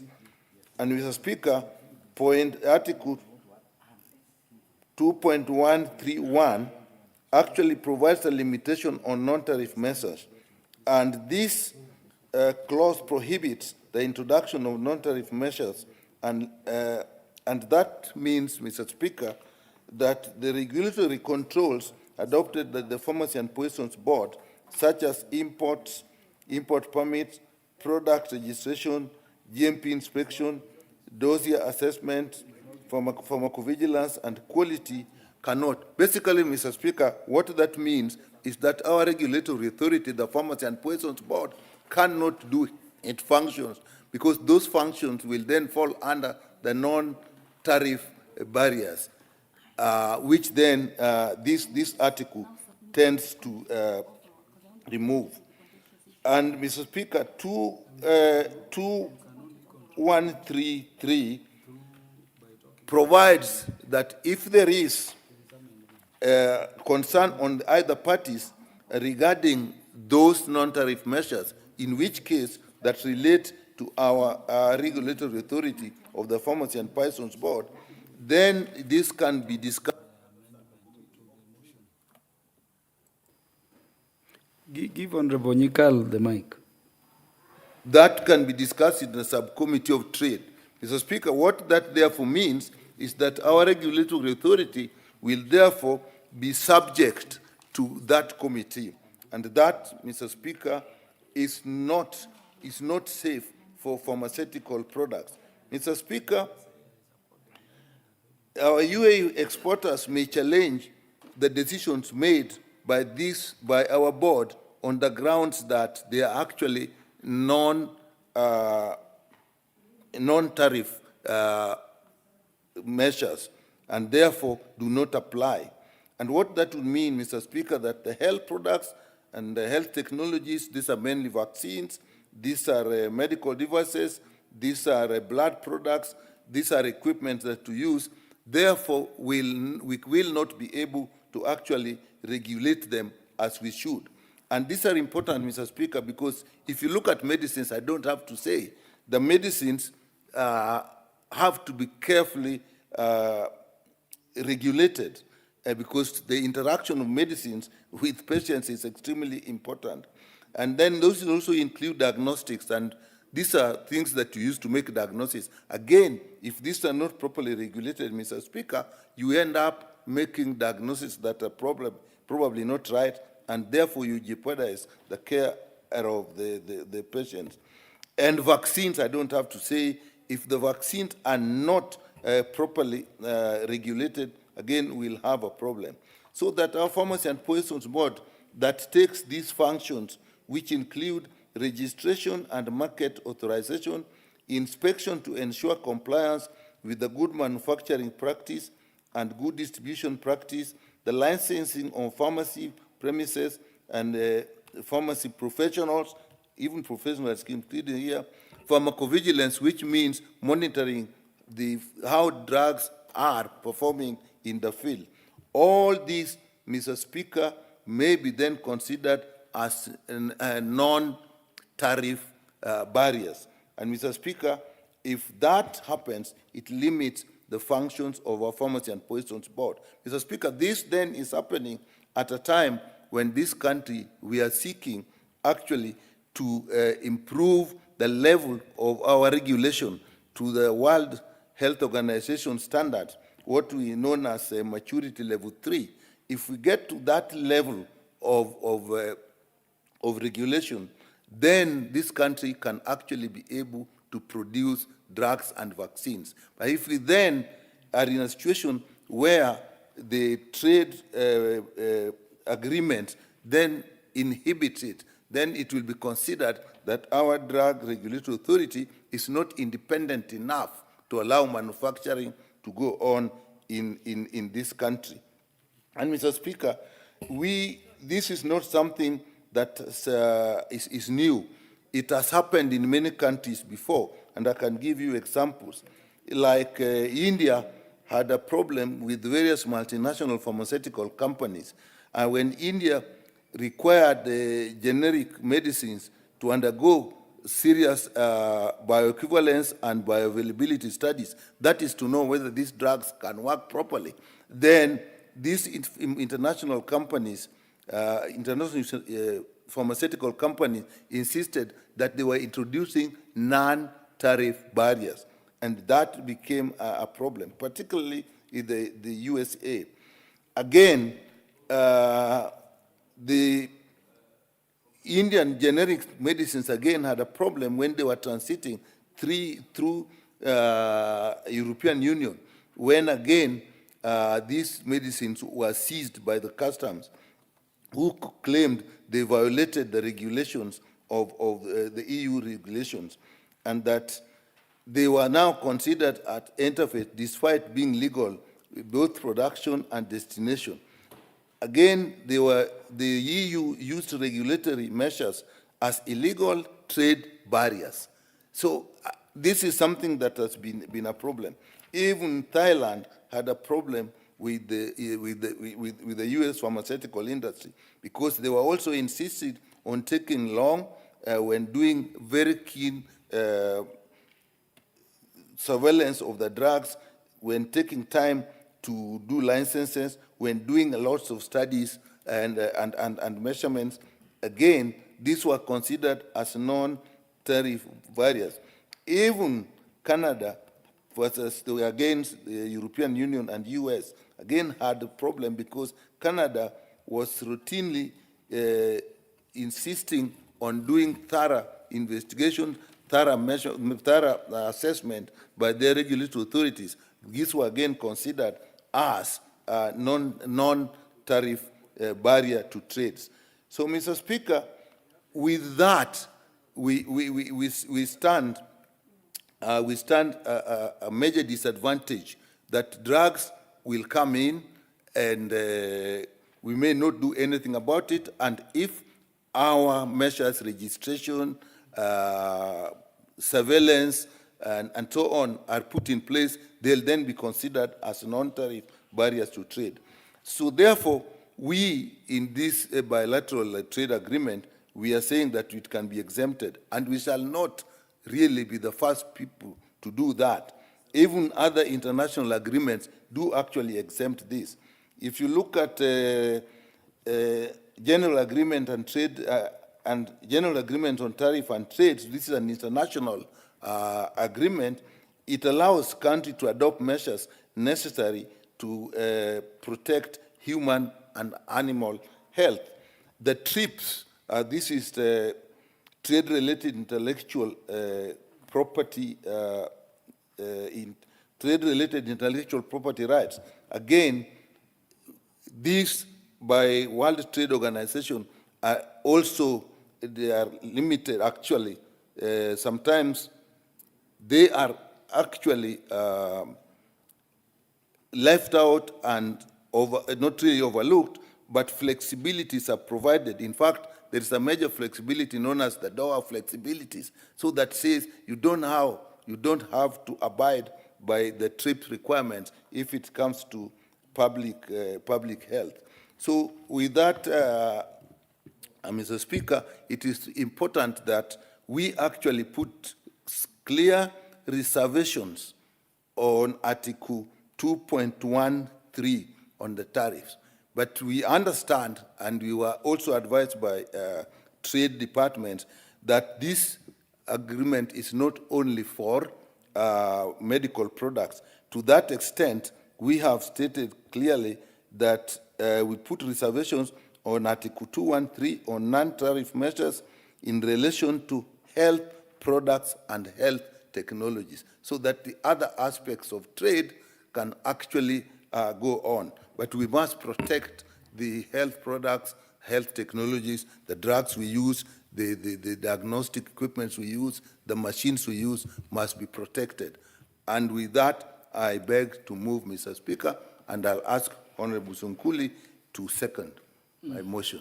The Honorable Julius Sunkuli. Mr. Speaker, I'll do that briefly. And first of all, by acknowledging the guidance you gave about reservations, that indeed it is an international language that says that the sections that have reservations will not have a force of law. And I hope that those who are going to renegotiate this, because reservations can also be rejected by the other party, will insist that our reservations should not be part of the law. And secondly, Mr. Speaker, I wanted to say that we have interacted a little bit with this agreement at the public participation part. And notwithstanding the other parts, the good parts that have been ably said by the mover and the seconder, looking at from the eyes of Health Committee, and actually taking a lot of it from what Honorable Marianne said, there are two problems from the health perspective. One is this idea that tends to say that the original medicines, if I may use the common man's language, the original medicines or drugs are protected, and that you cannot later on try and produce generics. Now, where there's a problem there, Mr. Speaker, is that most companies, normally intellectual property lasts for a while, and then you can make generics. But there is a trick that many companies use, which is called evergreening, that they wait until their time is supposed to expire, and then they change a small component of the original medicine, and then the 20 years start running again. So you will always be in their hands if you do not protect the fact that generic drugs are supposed to make our lives easier. So these amendments, particularly the first one, should address that one. We should liberalize ourselves a little bit. Let us not tie our hands because of the other components of trade. The other part is what Dr. Njikal is addressing.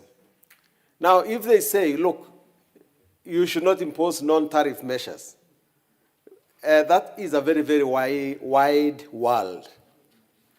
There must be ways that are not taxation that a country can use to protect itself and its citizens. So if an agreement says, look, liberalize this thing totally, and you are not allowed under this agreement to later on introduce a tariff, an impediment, which is non-tariff. Already there are no tariffs, and now you say even non-tariffs are not allowed. Mr. Speaker, let us amend it to that part so that that particular section does not get the force of law. Mr. Speaker, I beg to second.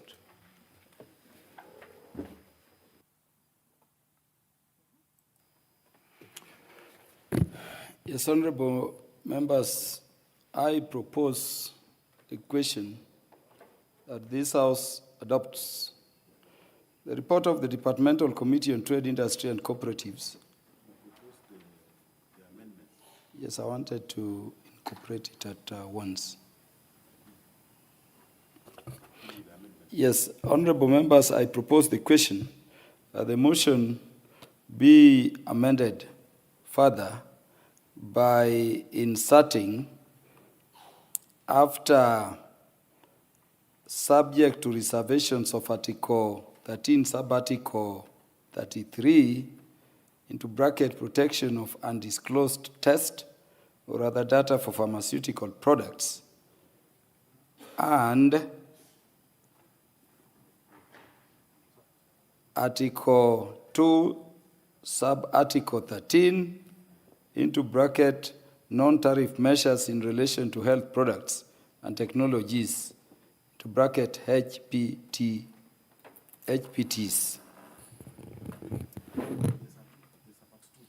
There is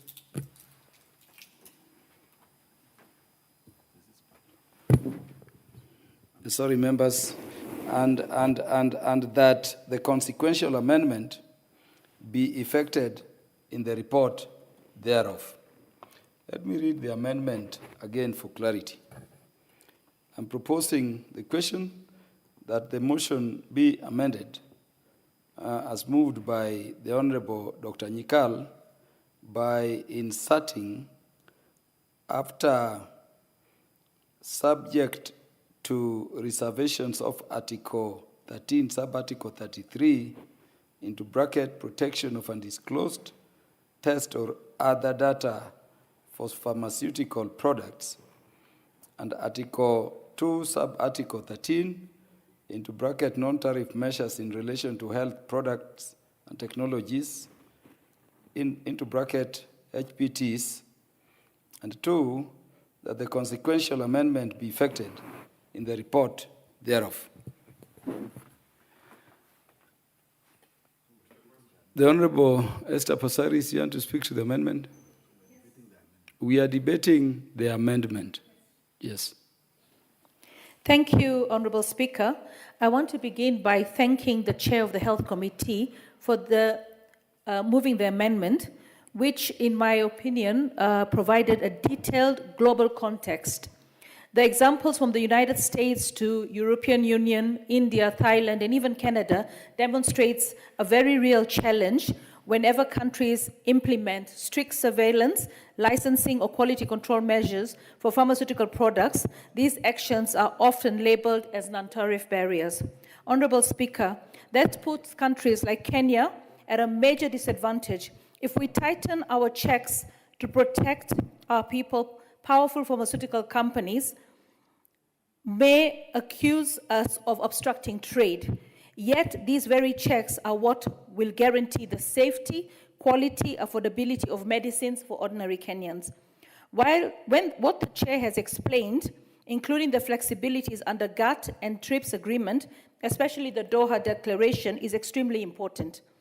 International laws recognize that public health supersedes commercial interests, and that countries retain their sovereign rights to regulate medicine, conduct thorough assessments, and protect their citizens, even where such measures may appear as restrictive to trade. Honorable Speaker, for that reason, I fully support the reservations the committee has placed on Article 2.13 relating to non-tariff measures for health products and health technologies.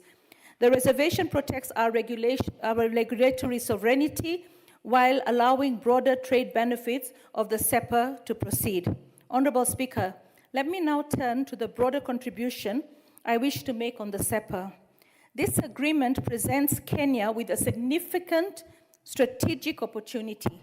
The UAE is one of our strongest trading partners, and the SEPA opens a greater access for our exports: tea, coffee, flowers, meat, textiles, leather, fruits, and other value-added products.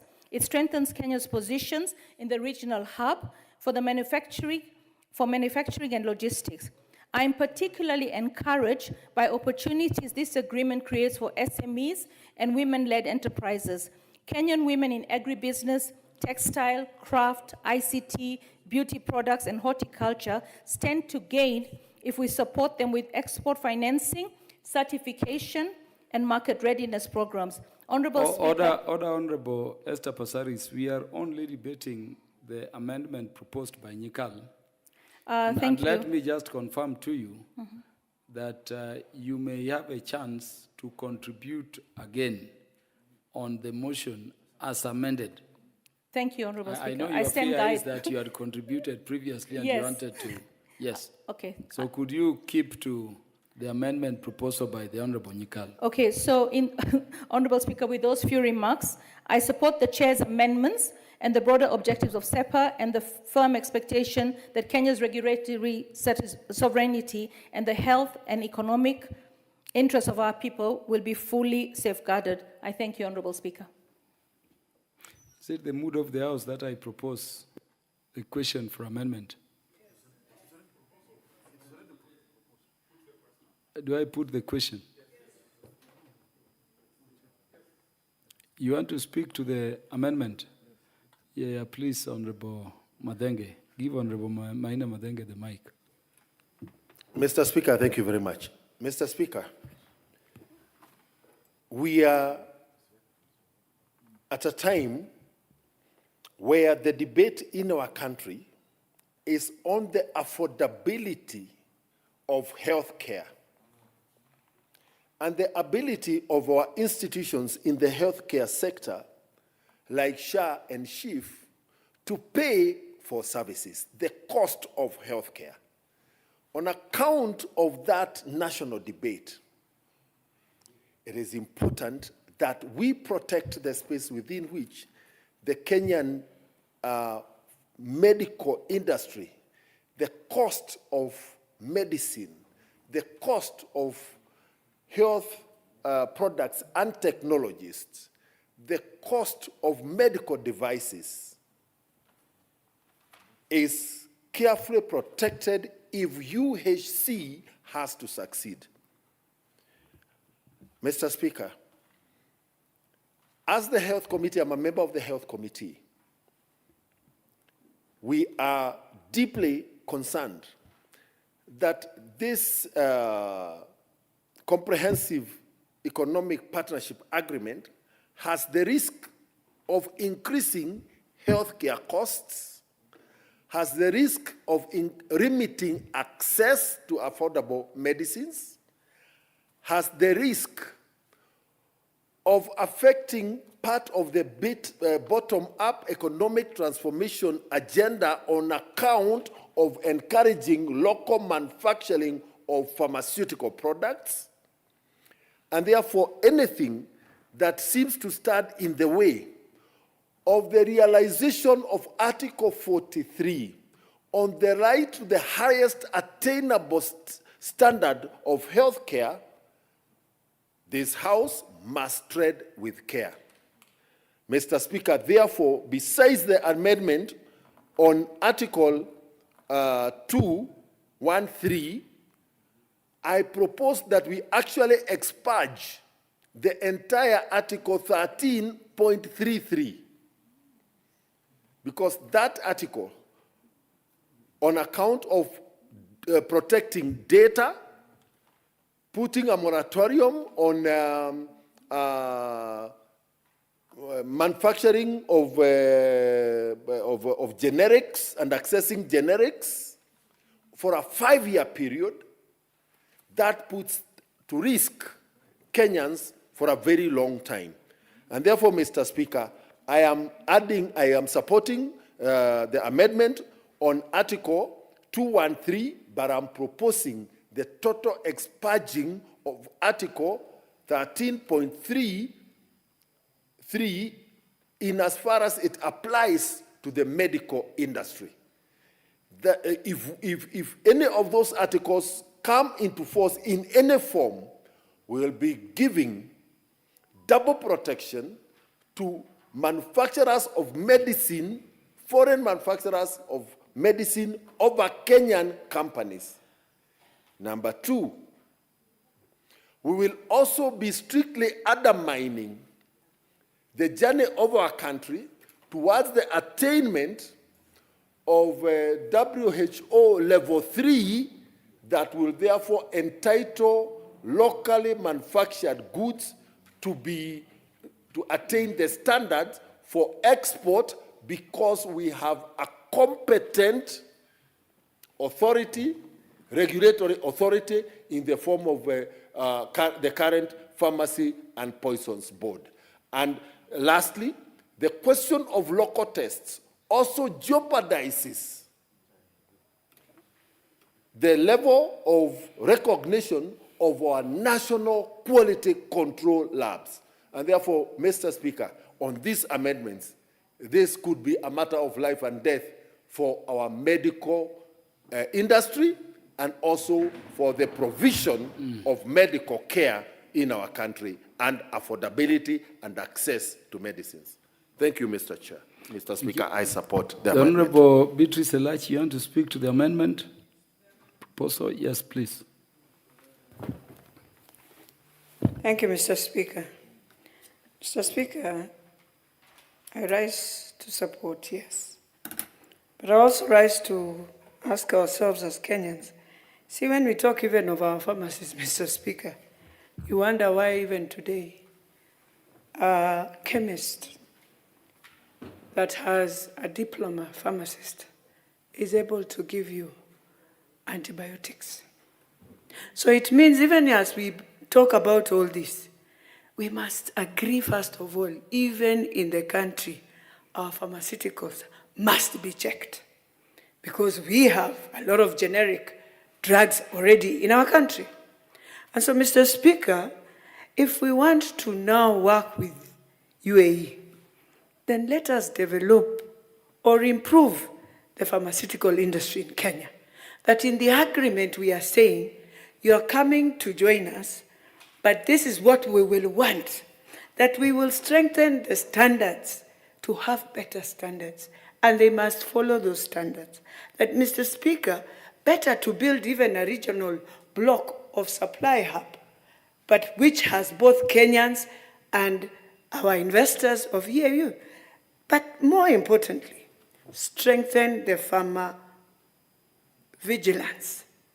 pharmaceutical vigilance, not just for UAE, but even from India. So the health committee must help us. And we must even come up with a policy here to say, just the way it is in Europe. In Europe, Mr. Speaker, there is no person that will give you an antibiotic on a counter. In Kenya, you are given. Where is our poison board? So let us agree, first of all, it has to stop, and it has, why they will take advantage is because already the locals are doing the wrong things. So can we strengthen the locals before even they come to be rightfully and to be monitored and tighten every loose end of how the pharmaceuticals are doing some crazy things, I'll say that. I have so many pharmacies in Dagoretti North. I can tell you if you see them. Some of them you wonder, why is it we have a pharmacy every 200 meters? Where? Where in any country will you allow that? So, Mr. Speaker, as I support, I want to tell the Health Committee, it is time you go out there and put in a policy. How many pharmacies do we need? Kwani, we have become so sick that we must just pharmacies flying all over. It has to stop, Mr. Speaker, but I support. The Honorable Ibrahim Saneh is recognized to speak to the proposed amendments. Thank you, Mr. Speaker, for your generosity. Mr. Speaker, we are dealing with a very, very weighty matter, the health of Kenyans. It is not ordinary merchandise. It is not trade in hardware materials. We are speaking to Article 43, Sub-Article 1A, which explicitly puts it that Kenyans are entitled to the highest, not just attainable standards of health, but to the highest attainable standards. That requires serious qualification. It's not mere access, it's not ordinary standard of health, but the highest possible. And in so doing, if you look at this comprehensive economic partnership agreement. It is skewed. It is business-driven, profit-driven than the safety and the welfare of Kenyans, Mr. Speaker. Mr. Speaker, in as much as I do agree through you that we have an authority in this House on matters health, his analogy of agreements between European states do not apply here. Third world countries have for long been exploited by the Bretton Woods, IMF and World Bank, just in the pursuit of profits. UAE is imagined to be another big brother in the bloc, in business. We don't want Kenya to be a dumping area, just courtesy of the regulations we make. The access price of drugs shall be a strain to the achievement of universal health care and the share we have been proud of lately. Mr. Speaker, inasmuch as the amendment have moved to add the amendment to Article 13.33, I don't think the language is still sufficient. Let us not rush critical matters. There are patent issues which go into the core of the regulatory authority of poisons, pharmaceuticals and poisons, Mr. Speaker. I also want 13.33 to be expunged, and equally 2.13 to be expunged from the report. If that is not done, then this agreement will have a lot of loopholes to exploit the sector. We will dilute the regulatory authority of our pharmacy and our pharmaceutical and poisons board, Mr. Speaker, and further kill the local industries that are in the pursuit of at least competing and manufacturing local generic drugs. In my view, Mr. Speaker, if I would request with you, I beseech you, that this report goes back to the committee and we fine-tune these matters, because we can't take the lives of Kenyans to risk. We must deal with it cautiously and come with a watertight agreement, Mr. Speaker. With that, I accept the amendment. Honorable members, this is the way to go, so that we are dealing with the substance. The motion already proposes reservations to Article 13, Sub-Article 33. Honorable Nyikal is proposing an additional Article 2, Sub-Article 13, also to be subjected to reservation. The debate on the amendment by the Honorable Nyikal will continue so that we address all matters of concern in the treaty. And order, honorable members. Honorable members, at the time being 19:02 p.m., this House stands adjourned until Wednesday, 19th November 2025 at 9:30 a.m.